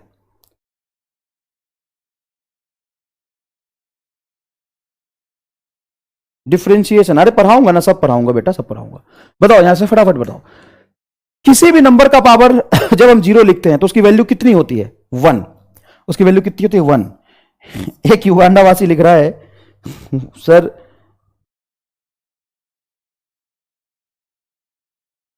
एक युगांडावासी लिख रहा है 0 सर, 1 होता है बेटा, 1 होता है। एक बच्चा अपना फोन नंबर लिख रहा है, अरे बेटा तेरा फोन नंबर आज तक किसी का फोन आया, नहीं आया, कभी नहीं आएगा बेटा, कभी नहीं आएगा, क्योंकि तुम्हारी शकल और बुद्धि दोनों ही खराब है, सबको पता चल गया है। तो कहां भी नंबर तू ट्रेन में चिपका दे, सिनेमा हॉल में चिपका दे, अपना नंबर लेके तेरे फोन नहीं आने वाला कभी तुम्हें। चलो, y इज इक्वल टू 2.71, नहीं बेटा, अगर मैं x को 0 रखूंगा तो ये आएगा 1, सॉरी हाँ, x को किसी भी नंबर का पावर 0 जब रखते हैं तो आता है 1, ठीक है बेटा। चलिए नेक्स्ट देखिए, अगर मैं x को 1 रखता हूं, इसको मैंने x को 1 रखा तो ये कुछ आएगा 2.71 के आसपास, ठीक है ना, 2.71 आएगा, आसपास क्या एग्जैक्टली आएगा। अच्छा इसको मैं 2 रखता हूं तो क्या आएगा, अगर मैं 2 रखता हूं अगर 3 होता तो 3 का स्क्वायर 9 होता, अगर मैं 2 रखूंगा तो 8 के आसपास आएगा, क्या आएगा, 8 के आसपास आएगा, 8 के आसपास आएगा ऑलमोस्ट। अब एग्जैक्टली तो हम यहां पे स्क्वायर करके निकाल सकते हैं, लेकिन हमें जरूरत नहीं पड़ेगी, 8 के आसपास आएगा ऑलमोस्ट, ठीक है ना, ऑलमोस्ट 8 के आसपास आएगा। y is equal to almost 8 के आसपास आएगा जब मैं 2 पुट करूंगा, 3 पुट करूंगा तो 2 का पावर 3 कितना, सॉरी 3 का पावर 3 कितना होता है, तो 3 × 3 9, 9 × 3 27 के आसपास होगा। तो ये ऑलमोस्ट किसके आसपास आएगा, 24 25 के आसपास आएगा। ऑलमोस्ट लिख रहा हूं बेटा, मैं ऑलमोस्ट लिख रहा हूं, एग्जैक्ट हमें नहीं निकालना, एग्जैक्ट हमें नहीं निकालना, एग्जैक्ट नहीं निकालना। ठीक है ना, हमें तो ग्राफ का नेचर देखना है। तो चलो बेटा, अब यहां पे अगर मैं x की वैल्यू -1 पुट करूं तो क्या आएगा? तो -1 पुट करोगे सर, यहां पे अगर आप -1 पुट करोगे तो ये 1/2.71 हो जाएगा। ये -1 पुट करोगे तो 1/2.71 हो जाएगा। x को अगर आप निगेटिव रखोगे तो इसका पावर निगेटिव होगा, और पावर निगेटिव का मतलब होता है 1 समथिंग हो जाता है, मतलब y is equal to 1 something रहेगा, लेकिन रहेगा ये पॉजिटिव में। ठीक है बेटा, तो ये रहा आपका y और ये रहा आपका x। जब इसी नंबर के करस्पॉन्डिंग 0 रखोगे x को तो y 1 आ रहा है, मतलब यहां पे x 0 होता है, y एक्सिस पे देखो ये 0,0 है, x को 0 रखा तो y 1 आया, मतलब ये पॉइंट मिलेगा। x को जब 1 रखा तो y आया 2.71, x को 1 रखूंगा तो ये आएगा 2.71 कहीं यहां पे, x को 2 रखूंगा तो ये 8 के आसपास आएगा, इसलिए मैंने बोला एग्जैक्ट नहीं निकालना, 8 के आसपास आएगा। मतलब जब मैं इसको 2 रखूंगा तो ये 8 के आसपास आएगा। जब मैं -1 रख रहा हूं x को तो बेटा ये देखो 1/2.71, मतलब ये 0.4 क्या देखो अगर ये 2 होता, मैंने एक कैलकुलेशन में सिखाया था 1/2 होता तो वैल्यू आता 0.5, ये 2 से भी ज्यादा है तो 0.5 से भी कम आएगा, क्योंकि डिनोमिनेटर ज्यादा है तो वैल्यू कम हो जाती है, तो 0.3 0.4 के आसपास आएगा, मतलब ये वैल्यू कुछ यहां पे आएगी, यहां पे आएगी। अब इसका ग्राफ हम प्लॉट करेंगे, देखिए यहां से आएगी। अब जब हम इसका ग्राफ प्लॉट करेंगे तो कुछ ऐसा होगा, इसको हम कहते हैं y is equal to e के पावर x का ग्राफ, एक्सपोनेंशियल ग्राफ कहते हैं इसको क्या कहते हैं? एक्सपोनेंशियल ग्राफ कहते हैं। Clear sir? मोटिवेशन क्लास इतना स्लो क्यों हो गया? चैट निकल लिए रामलाल, निकल लिए। फिर क्या होगा? डाउट पूछेंगे, फिर अपना डाउट क्लियर करने कल आएंगे, पढ़ना तो है नहीं, है ना, उनको डाउट पूछना है। ठीक है ना। अब इसके स्लोप की बात अगर की जाए तो आप जानते हो ये है आपका एक्सपोनेंशियल ग्राफ, लेकिन आप कुछ ना कुछ थोड़ा बहुत पैराबोला जैसा आप कह सकते हो, बिल्कुल स्लोप का कंसेप्ट वही रहेगा। आप कह सकते हो कि सर यहां पे स्लोप ऑलमोस्ट, देखिए ऑलमोस्ट क्या 0 है, और धीरे धीरे स्लोप इसका क्या हो रहा है? इंक्रीज हो रहा है, मैग्नीट्यूड भी इंक्रीज हो रहा है और स्लोप भी इंक्रीज हो रहा है। क्लियर है? ठीक है सर, ठीक है, एक्सपोनेंशियल तो ये समझ आ गया आपको बहुत अच्छे से, कोई मतलब नहीं है। अगर y इक्वल टू ई का पावर x हो तो ऐसा ग्राफ बनेगा। Next one is exponential growth कहते हैं इसको हम कह सकते हैं एक्सपोनेंशियल ग्रोथ। x जब e का power y equal to e का पावर x था, यहां पे ऐसा भी ग्राफ बनता है y इक्वल टू ई का पावर -x। अगर मैं वैल्यू रखूं y इक्वल टू ई का पावर -x, तो इसका जो ग्राफ बनता है बेटा वो इस तरह से बनता है। मैथमेटिकली आपको टेबल नहीं कैलकुलेट करना, ग्राफ नहीं बनाना, इसका अपोजिट वैल्यू आ जाता है उल्टा, इस तरह से ये मिरर इमेज आ जाता है। जस्ट एक मिनट, इसको थोड़ा और अच्छे से बना दिया जाए ऐसा। अगर यहां पे मैं कंपेयर करूं y इक्वल टू ई का पावर +x से, तो ये बनेगा। इसको आपको याद रखना है बेटा, ये बना था ग्राफ, इसको कहा था हमने एक्सपोनेंशियल ग्रोथ। ये है y is equal to e का पावर x, अगर प्लस हो तो ये बनेगा, and y is equal to e का पावर -x तो ये बनेगा। आप ध्यान से देखिए, ये x है, ये y है, इसको कहते हैं हम लोग एक्सपोनेंशियल डीके। एक्सपोनेंशियल, एक्सपोनेंशियल मतलब होता बहुत तेजी से। कोई बोलता है ना कि एक्सपोनेंशियल ग्रोथ हो गया, एक्सपोनेंशियल ग्रोथ हो गया, कोई कहता है एक्सपोनेंशियल ग्रोथ हो गया, कोई कहता है एक्सपोनेंशियल डीके हो गया, बहुत जल्दी खत्म हो। ये वर्ड आप बहुत सुनेंगे, एक्सपोनेंशियल ग्रोथ हो गया मतलब बहुत जल्दी बढ़ गया, एक्सपोनेंशियल डीके हो गया मतलब बहुत जल्दी कम हो गया। ठीक है ना। तो ये देखिए अब कई लोग कहेंगे कि सर ये रेक्टेंगुलर हाइपरबोला जैसा है क्या? नहीं है बेटा, रेक्टेंगुलर हाइपरबोला नहीं है। मैं आपको डिफरेंस बहुत अच्छे से समझा दूंगा, चिंता मत करिए, पहले समझिए। ये है आपका एक्सपोनेंशियल डीके। क्यों है एक्सपोनेंशियल डीके? तो देखिए यहां पे अगर x is equal to negative रखेंगे तो वैल्यू ये आएगा। अब जैसे जैसे x को आप राइट साइड में लेते जाएंगे वैल्यू को, देखिए y बहुत तेजी से घटता जा रहा है, बहुत तेजी से घटता जा रहा है, बहुत तेजी से घटता जा रहा है। अगर मुझे सिर्फ फर्स्ट क्वाड्रेंट में जो ग्राफ बना है उसी को ऑब्जॉर्व करना है, सिर्फ उसी को ऑब्जॉर्व करना है, उसी के बारे में पढ़ना है, तो आप यहां से देख सकते हैं यह है आपका y और यह है आपका x, और ग्राफ प्लॉट करना है आपको y is equal to e का पावर -x। अब चलो x को 0 रखो, अगर यहां पे x को 0 पुट करोगे तो बताओ y क्या आएगा? y की वैल्यू आएगा फिर से 1। x को 0 पुट करोगे तो y की वैल्यू आएगा 1, और जैसे जैसे x को बढ़ाते जाओगे, मतलब ये वाला सेक्शन यहां पे कट करेगा, इधर जाएंगे तो ग्राफ कैसा होता जाएगा? डिक्रीजिंग हो जाएगा, ये ग्राफ बनेगा, यहां पे 1 से ऐसा डिक्रीज होता जाएगा। ये है एक्सपोनेंशियल डीके का ग्राफ। सर ये तो रेक्टेंगुलर हाइपरबोला जैसा लग रहा है। नहीं बेटा, ये रेक्टेंगुलर हाइपरबोला जैसा नहीं लग रहा है, ये रेक्टेंगुलर हाइपरबोला जैसा नहीं लग रहा है। अगर ग्राफ कुछ ऐसा बना हो, ये y है, ये x है, ऐसा बनाओ, देखिए ऐसा बनाओ, ना तो ये y एक्सिस को टच कर रहा, ना ही ये x एक्सिस को टच कर रहा। देखिएगा ध्यान से, ये x एक्सिस को टच कर रहा है क्या? नहीं। y एक्सिस को टच कर रहा है क्या? नहीं। ये किसी को टच नहीं कर रहा, ध्यान से देखिए। ये आपका रेक्टेंगुलर हाइपरबोलिक है, इसका equation y is equal to 1/x हो जाएगा। ये होगा आपका रेक्टेंगुलर हाइपरबोला, हाइपरबोला। तो ये बहुत अच्छे कंसेप्ट के सवाल हैं। ये नहीं, क्या हो गया? रेक्टेंगुलर हाइपरबोला, और ये है आपका एक्सपोनेंशियल डीके।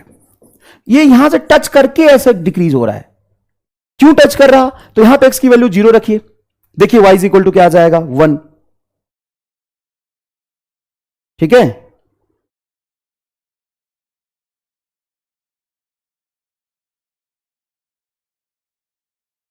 ठीक है, चलो तो ध्यान से देखना, बच्चों को समझ आ गया। अब तुम्हें ये थोड़ा सा यहां पे वैल्यू पुट करके देख लो या याद रख लो।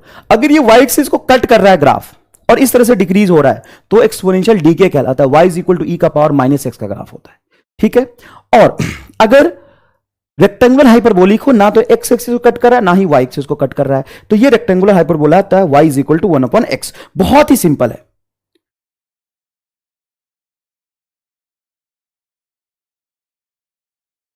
मजा आ गया सर? समझ आ गया, बिल्कुल सही बात है। क्या चमक गया ये तो बता दीजिए। मजा आ गया सर? समझ गया, ठीक है, क्लियर है। ये बहुत आसान बात है बेटा। आप यहां पे देखिए, वैल्यू पुट करके आप देखेंगे, लेकिन आपको इतना मैथमेटिक्स नहीं करना। क्या अगर सवाल आ जाएगा तो वैल्यू पुट करके निकालोगे क्या? नहीं ना, वहां पे x को 1 2 3 तो नहीं रखोगे ना। और ये चिंता मत करो, जैसे आप पढ़ते जाओगे ना, जैसे आप पढ़ते जाओगे, यूज करते जाओगे, तो आपके दिमाग में फिट हो जाएगा। ये बहुत कॉमन सेंस की बात होती है, कॉमन सेंस। ये y है, ये x है, बताओ इसका इक्वेशन क्या लिखोगे? Sir y is equal to 1/x लिखेंगे। अच्छा, ये अगर y है और ये अगर x है, तो इसका इक्वेशन कैसा लिखोगे? सर इसका मतलब ऐसा ग्राफ है, इसका इक्वेशन क्या लिखोगे? y is equal to e का पावर -x।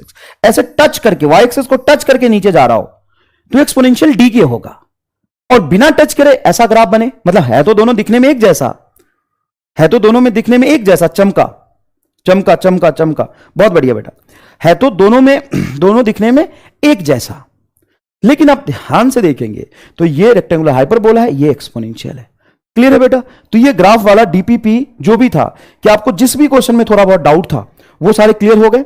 अब ग्राफ के सवाल कहीं गलत नहीं करेंगे, और आपको कहीं से ज्यादा प्रैक्टिस करने की जरूरत नहीं है। जितना मैंने क्लास में कराया और डीपीपी कराया, मोर देन सफिशिएंट है बेटा। जब आप फिजिक्स में ये चीजें आएंगी, मैं फिर से रिकॉल कराऊंगा और फिर समझाऊंगा, एकदम झनाटेदार समझ आ जाएगा आपको। कोई खास बात नहीं है, कोई खास बात नहीं है। क्लियर है? अब देखिए, एक छोटा सा सवाल है, समझना। ये तुमने 9th 10th में खूब किया होगा, छोटा सा सवाल है, समझना, 9th 10th में खूब किया होगा। क्या सवाल है सर? देखिए सवाल क्या है, if y is equal to x square plus 2x लिख लेता हूं, प्लस 2x प्लस 1, कुछ भी लिख लो, खास बात नहीं है। ये मैंने एक इक्वेशन दिया है, 9th 10th में आपने खूब देखा हो, ये धमाकेदार, बहुत बढ़िया बेटा, crystal clear, yes thank you. OP चमका, क्लियर, चमका दिया सर, बहुत बढ़िया, गर्दा उड़ा दिया, ऐसे बोलते हैं बेटा, गर्दा उड़ा दिया है ना। सारे लोग नहीं समझ पाएंगे, लेकिन कुछ लोग समझ पाएंगे, गर्दा उड़ा दिया। चलो देखो अरे वो चाचा इधर देखो, y is equal to x square plus 2x plus 1। ठीक है सर, ये इक्वेशन है। ठीक है, अब मैं लिख रहा हूं पहला सवाल, find change in y when x changes from अच्छा एक मिनट, इसमें हमें लिखना था फाइंड रिलेटिव। रिलेटिव वर्ड से घबराना नहीं बेटा, ये मैं 10th क्लास का सवाल है। मैं 10th क्लास का सवाल देके तुम्हारा टेस्ट ले रहा हूं, और मैं तुम्हें स्कॉलरशिप दूंगा। ये 10th क्लास का सवाल है और मैं तुम्हें स्कॉलरशिप दूंगा, ठीक है ना। सही जवाब बताने वाले को पूरे 10 रुपए का इनाम होगा, 10 रुपए का पूरे नगद इनाम मिलेगा तुम्हें, 10 रुपए पेटीएम, नगद का तो कोई ऑप्शन ही नहीं है। 10 रुपए का इनाम मिलेगा तुम्हें जो इस सवाल का सही जवाब बताएगा। सवाल तो लिखने दे बेटा, सवाल तो लिखने दे, ठीक है, सवाल तो लिखने दे। चलो, find relative change in y when x changes from x is equal to 0 2 x is equal to 2। ठीक है बेटा, हमने क्या सवाल दिया आपको, find relative change in y. अब रिलेटिव चेंज इन वाई को क्या कहते हैं वो भी बता देता हूं। इसको कहते हैं delta y by delta x. अब सर डेल्टा वाई क्या होता है, डेल्टा वाई होता है फाइनल वाई की वैल्यू माइनस इनिशियल वाई की value divided by final x की value minus initial. Delta y by delta x को कहते हैं चेंज इन वाई, लेकिन डिवाइड कर दिया हमने चेंज इन एक्स, इसी को कह देते हैं हम relative change in y with respect to relative change in x. Relative change in y with respect to relative change in x. Slope समझाते समय समझाया था, आप याद करो, इसको स्लोप भी कह सकते हैं। स्ट्रेट लाइन का स्लोप वही से समझाया था ना, चेंज इन वाई कितना हुआ with respect to change in x. तो इसको हम स्लोप भी कह सकते हैं। ग्राफ के टर्म्स में बात करें तो, ग्राफ के टर्म्स में हम बात करें तो कह सकते हैं, ठीक है ना, ग्राफ के टर्म्स में बात करें तो कह सकते हैं, लेकिन हमें तो बस ये निकालना है।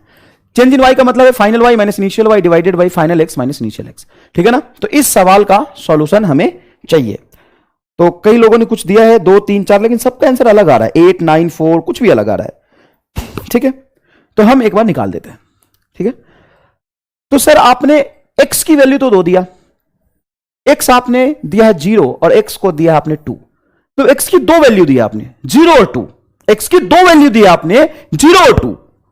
अरे दादा, तो ये इनिशियल है और ये फाइनल है। फाइनल क्या होगा, पहले इनिशियल आएगा तब तो फाइनल आएगा, 0 पहले फिर तो 2। तो x की इनिशियल वैल्यू कितनी है 0 और x की फाइनल वैल्यू कितनी है 2, तो इसको लिखेंगे 2 माइनस 0। लेकिन सर ये फाइनल y कैसे पता चलेगा, तो देखो यही कहते हैं बेटा डिपेंडेंट और इंडिपेंडेंट। देखो y का फॉर्मूला x पे डिपेंड कर रहा है, तो x की एक वैल्यू रखेंगे तो उसे एक y मिलेगा, x की दूसरी वैल्यू पे y की दूसरी वैल्यू मिलेगी, x का कोई तीसरा वैल्यू रखूंगा y की तीसरी वैल्यू मिलेगी। x का वैल्यू आपको सवाल में दे दिया, सवाल बनाने वाले ने आपको x की वैल्यू पहले बता दी, सवाल बनाने वाले ने x की वैल्यू पहले बता दी कि लो ये x है। अब कब चैट बंद करो, सबका जवाब अलग, 4 4 4 1 4 4 कुछ भी जवाब दे रहे हो। आंधिया चल रही राजस्थान में, तुमसे कौन पूछा है बे, कौन पूछा है तुमसे क्या चल रही, कहां, यहां जो चल रही वो तो देख पहले, यहां मौज चल रही वो तुम्हें दिख नहीं रही। चलिए तो देख, फाइनल वैल्यू बताओ कितना है, x का 2। सवाल में x का वैल्यू तुम्हें बताया, क्यों बताया, फटाफट मुझे यह बताओ कि सवाल में x की वैल्यू क्यों बताई गई। सबका वैल्यू अब 4 आ रहा है, सबका वैल्यू 4 4 4, मतलब 70-80% बच्चों का जवाब है 4, 70-80% वैल्यू बच्चों का जवाब है 4। ठीक है, 4 4 4, ठीक है, समझो यहां पे थोड़ा सा बेटा, चैट बंद करो और थोड़ा सा समझने की कोशिश करो। 4 4 4 4 4, मैं समझ गया, 4 आंसर आ रहा है आपका, एकदम बढ़िया आंसर आ रहा है, कोई दिक्कत नहीं है, एकदम बढ़िया आंसर आ रहा है। चलो मुझे यह बताओ, इनिशियल वैल्यू मैंने 0 रखा है, क्यों रखा, तो सवाल में x की दो वैल्यू बताई है, ठीक है, x की दो वैल्यू बताई तो मैंने x की दो वैल्यू रख दी, लेकिन y की दो वैल्यू कहां से लाऊं, y की दो वैल्यू x के गिवन दो वैल्यू से आएगी। यहां पे y का फाइनल वैल्यू तब आएगा जब x की फाइनल वैल्यू मैं ये रखूंगा, तो मैं रखूंगा यहां पे 2 का होल स्क्वायर 4 और 2 मल्टीप्लाई 2 इज 4, तो 4 + 4 8 + 9, ये आ गया 9। सर कैसे आया, तो हम मैं लिख देता हूं, y का फाइनल वैल्यू x को हमने 2 रख के निकाला है 9, और y की इनिशियल वैल्यू x को 0 रख के निकालेंगे, ये आएगा 1, क्योंकि x को जैसे मैं 0 रखूंगा तो आएगा 0 0 और ये 1।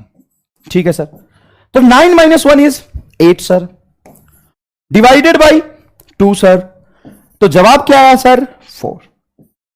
ओके सर, ओके, बहुत ही जोरदार, समझ आया, समझ आया, बिल्कुल सही जवाब है। अब बच्चे बोलेंगे सर 10-10 रुपए के नोट बांटो, सबका जवाब 4 आया है, बहुत बढ़िया, खाते में लिख लो 10 रुपए एमआर सर से मुझे लेने हैं, और सिलेक्शन के बाद आना, जितने पैसे होंगे पूरे ईमानदारी से मैं दे दूंगा, है ना, लेकिन नीट की कसम चिटिंग मत करना, भरोसा नहीं है तुम पे, भिखारी टाइप के इंसान हो, 10 रुपए की बात आती है तो कहीं भी हाथ फैला दोगे तुम। चलो तो देखो, इसी सवाल का दूसरा पार्ट है, इसी सवाल का दूसरा पार्ट है, फाइंड एकदम सही जवाब है 4 4 4, और ये 10th क्लास में आपने किया होगा, कोई खास बात नहीं है। Find relative change in y. Sir आपने ऊपर वाला सवाल रिपीट किया है, सर आप देख देख के लिख रहे हो क्या, where x changes from, sir देख देख के लिख रहे हो आप, कुछ नया दो यार, कुछ नया दो यार, देख देख के आपने दूसरा सवाल लिख लिया, वाह सर, कॉपी वेस्ट कर रहे हो। When x changes from x is equal to 1 to x is equal to 1.000001। अच्छा, आज की पढ़ाई में देन 1 करोड़ गिव मनी, मजा आ गया सर, आपके वजह से 10 रुपए जीता। हाँ, तो तुम्हारे पास जितने होंगे सब दूंगा मैं, तू जितने कमाएगा सारे पैसे पूरे ईमानदारी से मैं तुम्हें दे दूंगा, है ना। लेकिन ईमानदारी से डायरी मेंटेन करना बेटा। ऑफलाइन क्लासेस में 10-10 की गड्डी लेके जाता था मैं हर हफ्ते में एक बार, और क्लास में बांट के आता था बच्चों को। एनर्जी से 10 रुपए के टूटे। क्या होता था पहली क्लास में, मैंने बहुत ज्यादा एनर्जी से, आपको क्यों पढ़ाई पता है, और क्योंकि मैं इतने ही थे जो इतनी एनर्जी से पढ़ाता हूं, क्योंकि शुरू से ही आदत है कि कोटा में जब पढ़ाते थे तो एक क्लास में बच्चे होते बेटा 300, 400, 500, तुमने कहीं देखे 500-500 बच्चे क्लासरूम में बैठे होते हैं। तो उसको अगर मरे मरे से पढ़ाऊं ना तो बच्चा उठ के चला जाएगा। जो पीछे वाले बेंच पे बैठा है बच्चा, उसके के पास भी आपकी फीलिंग, आपकी एक्सप्रेशन, आपकी डिलीवरी पहुंचनी चाहिए। और 500 बच्चे में से अगर 100 बच्चा भी थोड़ा थोड़ा कुछ बोला तो क्लास में कितनी हुड़दंग मच जाएगी बता। तो वो टेम्परामेंट और वो एनर्जी रहती है, ठीक है ना बेटा।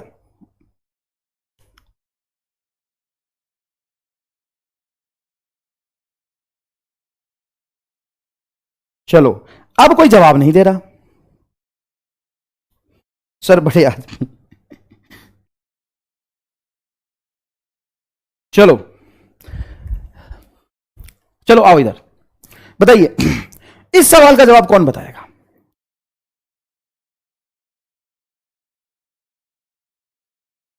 सर आपने डेल्टा वाई निकालना कहा या स्लोप? नहीं, मैंने स्लोप लोप की तो बात ही नहीं करी, मैंने कोई स्लोप लोप की तो बात ही नहीं करी। मैंने तो तुमसे यह कहा कि चेंज इन वाई बटा चेंज इन एक्स निकालो। मैंने ये बता भी दिया कि फाइनल माइनस इनिशियल और एक्स की 2 वैल्यू दे दी। यहां भी मैंने एक्स की 2 वैल्यू दे दी, यहां भी मैंने एक्स की 2 वैल्यू दे दी। अजीब सा आंसर आ रहा है, वाह वाह, नो प्रॉब्लम नो प्रॉब्लम, वाह यार। 0 इज द फाइनल आंसर, वाह। Negligible change, infinity, undefined, MR star. Answer MR star थोड़ी ना आता यार, एमआर स्टार आंसर थोड़ी ना। क्या है एमआर स्टार? एमआर स्टार एक सोच है। वो सोच कैसे आती है? संघर्ष से। अगर कोई डायरेक्ट उस सोच को पाना चाहेगा तो उसको धोखा मिलेगा और कुछ नहीं। वो संघर्ष करता रह जाएगा, उसके हाथ कुछ नहीं लगेगा, वो दीवार में सर ही मारेगा और कालियों घाटियों में पाया जाएगा। जो डायरेक्ट एमआर स्टार सीखना चाहेगा वो काली घाटी में पाया जाएगा। जो संघर्ष करके सीखेगा एक सोच को, एमआर स्टार कोई पूछे कि क्या है, एमआर स्टार क्या है, पूछते हैं बच्चे जिस पढ़ते हैं क्रैश कोर्स में, पहले बच्चे पूछते थे एमआर स्टार क्या है, ये ट्रिक है क्या? नहीं, ये ट्रिक नहीं है, इसको ट्रिक बोल के इसको गाली मत दो, बेइज्जती मत करो इसका। ये एक सोच है और ये सोच संघर्ष से आती है। चलो ठीक है, हटाओ फटाफट चलते। सर आज बात ज्यादा कर लिया आपने। हाँ तो एक्स्ट्रा क्लास है, संडे है, तो बातचीत करके अपन थोड़े से फैमिलियर हो जाते हैं ना।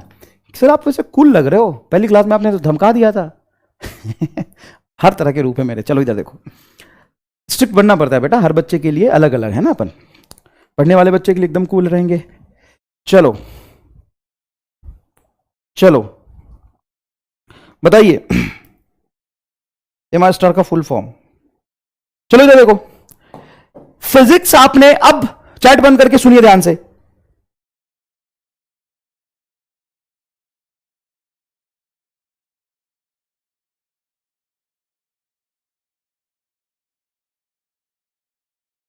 तो रिलेटिव का मतलब है, यहां पे relative change in y with respect to x का मतलब यही होता है बेटा कि हमने चेंज इन वाई देखा और divided by change in x कर दिया।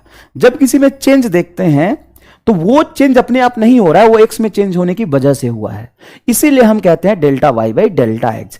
इसको हम ग्राफिकल फॉर्म में ले जाके हम देखें, अगर इसका ग्राफ बनाए और फिर हम इसको बोले तो ये स्लोप ही कहलाएगा। ग्राफिकल रिप्रेजेंटेशन में हम जाएंगे तो कहां जाएंगे? ग्राफिकल रिप्रेजेंटेशन में जाएंगे तो, अभी नहीं, ग्राफिकल रिप्रेजेंटेशन में जाएंगे तो। ठीक है, तो चलिए इसको सॉल्व कीजिए।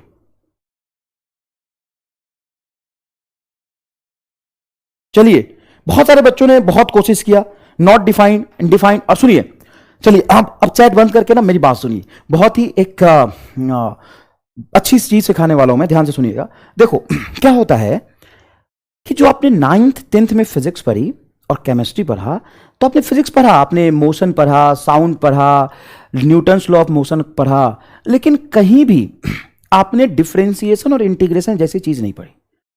लेकिन 11th क्लास के फिजिक्स में आप हर चैप्टर में डिफरेंशिएशन और इंटीग्रेशन आएगा।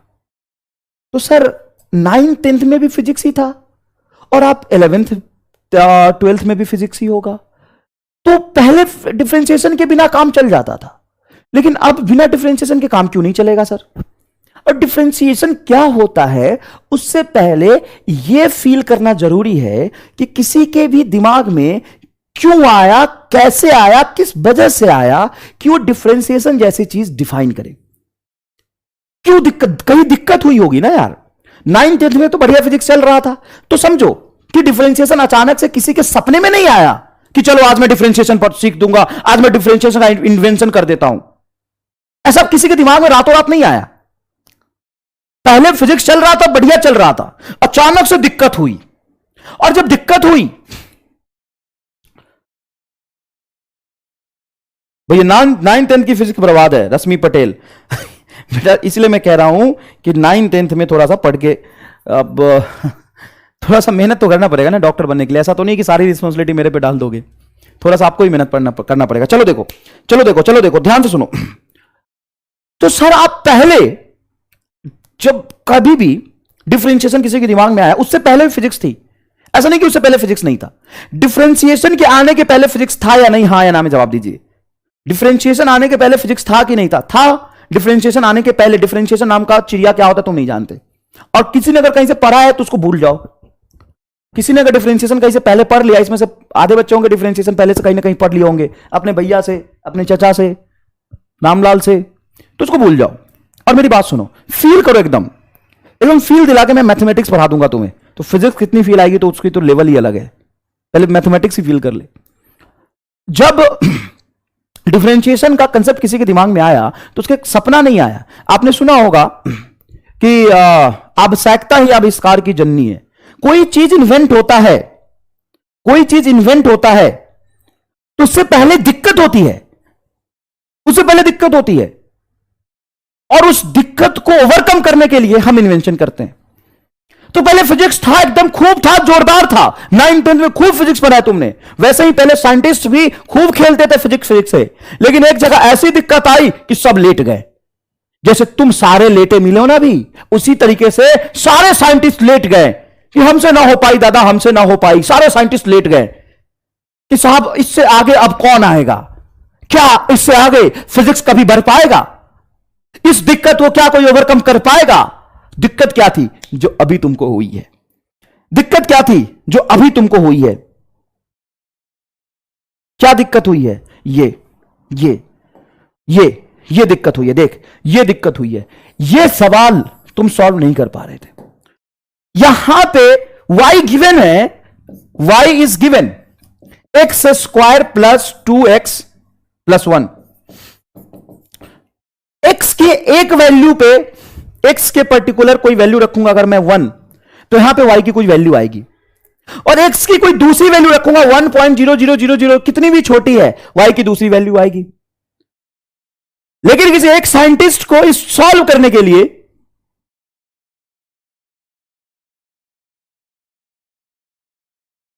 Necessity is mother of invention. मोक्ष चाहिए मुझे। अरे तुम्हें मोक्ष ही चाहिए, मोक्ष से भी ऊपर ले जाऊंगा अभी। सुन, चरम सुख की अनुभूति होगी तुम्हें। फील कर यहां पे बेटा, थोड़ा सा दिमाग लगा, फील कर। यहां पे x की 2 वैल्यू दी हुई है, तो y की भी 2 वैल्यू थी। तो यह समस्या 1700 सेंचुरी में, आज से 300 साल 400 साल पहले, 300 साल ऑलमोस्ट 300 ईयर बिफोर, जब न्यूटन का जमाना था, तो यह दिक्कत आई। क्या दिक्कत आई सर? यह सवाल तुमने बहुत ही आसानी से 2 मिनट में सॉल्व कर लिया, 1 ही मिनट में सॉल्व कर लिया, और तुम में से 80% बच्चों ने सही जवाब दिया।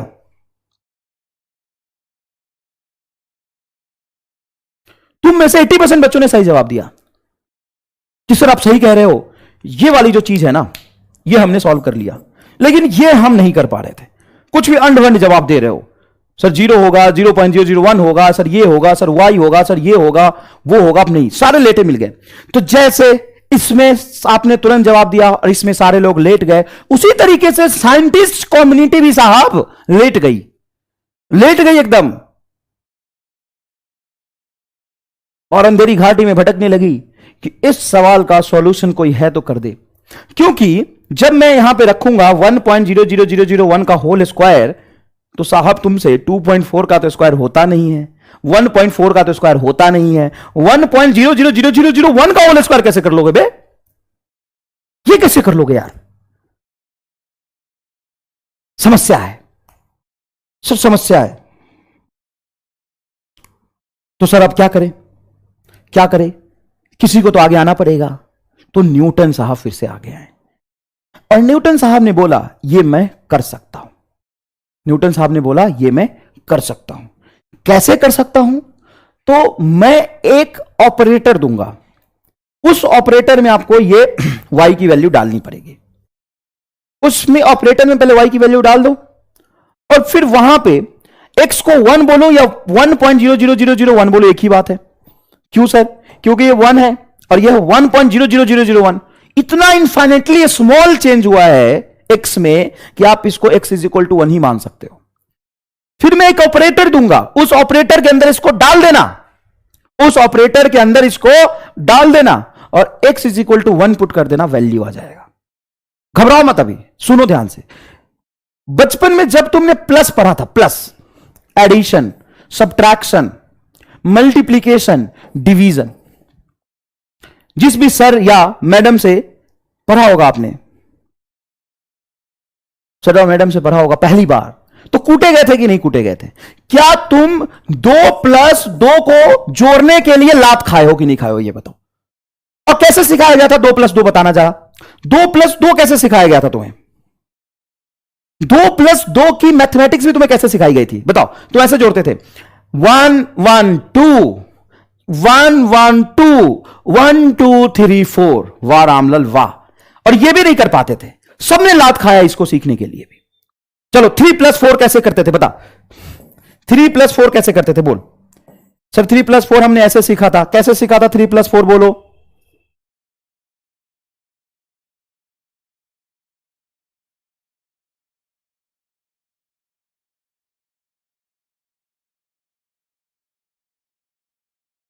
कैसे सीखा था बोलो? किससे पढ़ा था? Yes sir, yes sir, by counting, उंगली पर, फिंगर पर। चमेली मैडम हमें पढ़ाती थी। चमेली मैडम कैसे पढ़ाई थी बताओ? तो चमेली मैडम कहती थी 3 है तो ऐसे करो 1 2 3, ये 4 है तो ऐसे करो 1 2 3 4, और इसको काउंट कर लो। ठीक बोल रहा हूं? काउंट कर लो। तो कैसे काउंट करते थे? 1 2 3 4 5 6 7, सर 7 आएगा। या ऐसे सीखा था होगा तुमने, मैंने ऐसे सीखा था अपने बचपन में और खूब लात खाया है। चलो कैसे सीखा था बोलो? ऐसे सीखा था 3 है तो 3 लाइन खींचो, 4 है तो 4 लाइन खींचो, 1 2 3 4। टोटल कितने लाइन हो गए? 1 2 3 4 5 6 7। तो बेटा ये करने के लिए भी तुमने लात खाया है, ये करने के लिए भी लात खाया है, जोड़ने के लिए भी लात खाया है। ठीक है ना? तो ध्यान से समझना कि जब ये सिंपल एडिशन भी करा था, आपने पहली बार पढ़ा था सब्ट्रैक्शन एडिशन, तो उसके लिए लात खाया था। तो ये भी एक एडिशन जैसी चीज है। जब आपको कहा जाता है 2 + 2 4 होता है, तो आप जानते हो इस प्लस का मतलब क्या है? What is plus? इसको कहते हैं हम प्लस ऑपरेटर, एडिशन ऑपरेटर। इसको क्या बोलते हैं? ऑपरेटर, मैथमेटिकल ऑपरेटर होता है, इसको हम बोलते हैं एडिशन ऑपरेटर। ऑपरेटर अगर यहां पे लिखा हो 3 - 2, तो आप इसको कहते हैं सर ये सब्ट्रैक्शन करने का ऑपरेटर है। ऑपरेटर क्या होता है सर? तो सुनो, कभी गांव में वहां पे गए हो, चक्की में आटा चक्की जो होता है उसमें क्या डालते हैं? गेहूं। आटा चक्की जिसको बोलते हैं ना, चक्की जो होता है मशीन, उसमें हम क्या डालते हैं? गेहूं डालते हैं, आटा निकलता है, उसी को ऑपरेटर कहते हैं। हमने कुछ डाला, उसमें से निकला, तो ये क्या है? ये प्लस है। हम यहां पे प्लस के आगे पीछे 2 डालेंगे तो 4 कर देगा। हम यहां पे 3 और 2 डालेंगे तो ये 1 कर देगा। ये 3 और 2 कहीं लिखा है। अब मैं यहां पे क्रॉस डाल दूं तो क्या करेगा? सर ये 6 कर देगा। उसी तरीके से न्यूटन ने बोला, क्या बोला? कि मैं प्लस माइनस मल्टीप्लीकेशन और डिवीजन जैसा ही ये चीज है, कोई नया नहीं है। एक मैथमेटिकल ऑपरेटर देता हूं, क्या देता हूं? Mathematical operator D by D x. ये क्या लिखा सर आपने? ये प्लस जब मास्टर ने लिखा था तो उसे पूछा था आपने ऐसा क्यों लिखा? माइनस लिखा था, मल्टीप्लीकेशन लिखा था, डिवीजन लिखा था तो पूछा था ऐसा क्यों लिखा? ये एक सिंबल है, साइन है, सिंबल है, साइन है। उसी तरीके से ये एक मैथमेटिकल ऑपरेटर है। सर ये क्या करता है? ये करता है, देखिए क्या करता है, ये करता है रिलेटिव। रिलेटिव इसलिए बोलते हैं क्योंकि हम एक चेंज नहीं देख रहे हैं, चेंज बटा चेंज है ना, इसको बोलते हैं relative change in dash with respect to x, और इसी को हम कहते हैं डिफरेंशियल ऑपरेटर। डिफरेंशियल ऑपरेटर, इसको क्या कहते हैं बेटा हम? Differential operator. इसको हम कहते हैं डिफरेंशियल ऑपरेटर। समझ में आ गया? नहीं आप जानते हो, लेकिन इसको फील करो ना, इसको फील करो। बिल्कुल आप जानते हैं, इसको फील करिए थोड़ा सा। इसको हम क्या कहते हैं? Differential operator. ये वैसा ही है जैसा प्लस माइनस एडिशन सब्ट्रैक्शन होता था, बिल्कुल वैसा ही है, नया चीज नहीं है। ठीक है, चलिए, क्या यहां तक ये फील आ गया ना कि ये प्लस माइनस जैसा कोई चीज है, प्लस माइनस मल्टीप्लिकेशन डिवीजन जैसा कोई चीज है। ठीक है बेटा? सर आपने यहां पे y नहीं लिखा, y होता ही नहीं है। दुनिया गलत, कभी कभी किताबों में गलत लिखा होता है। dy बाई डी एक्स जो है कई बार बोलते हैं ये है डिफरेंशिएशन, डिफरेंशियल ऑपरेटर या डिफरेंशिएशन, ये गलत है। मैं आप नेक्स्ट लेक्चर में आपको पूरी फील के साथ और स्टार्टिंग से पढ़ाऊंगा। ठीक है बेटा? एकदम स्टार्टिंग से पढ़ाऊंगा। ठीक है बेटा? एकदम स्टार्टिंग से पढ़ाऊंगा कल नेक्स्ट लेक्चर में। तो ये जो लिखा है यहां पे dy बाई डी एक्स, ये डिफरेंशिएशन नहीं होता है, ये डिफरेंशिएशन नहीं होता है। डिफरेंशिएशन ये होता है डी बाई डी एक्स, और इसको कहते हैं, ये जो डब्बा है असल में डब्बा यहां होता है। जब तुमने देखा होगा ना आटा चक्की का मशीन होता है, तो आटा चक्की की मशीन में एक डब्बा टाइप होता है, उसमें हम गेहूं डालते हैं। समझ में आया कि नहीं है? उसी तरीके से ये मशीन है, D by D x he machine है। यहां पे एक डब्बा होता है, अब डब्बे में हम जो भी डाल देंगे उसमें वो चेंज निकाल देगा, नीचे किसके रिस्पेक्ट में? एक्स के रिस्पेक्ट में। ठीक है बेटा? ये अब ये काम कैसे करता है, और पढ़ाइए, और पढ़ाइए, एमआर सर ओपी, और पढ़ाइए बायार। अभी थक जाते हो तुरंत और फिर बोलते हो और पढ़ाइए। कोई बात नहीं बेटा, सबका ख्याल रखना है, सबका सम्मान।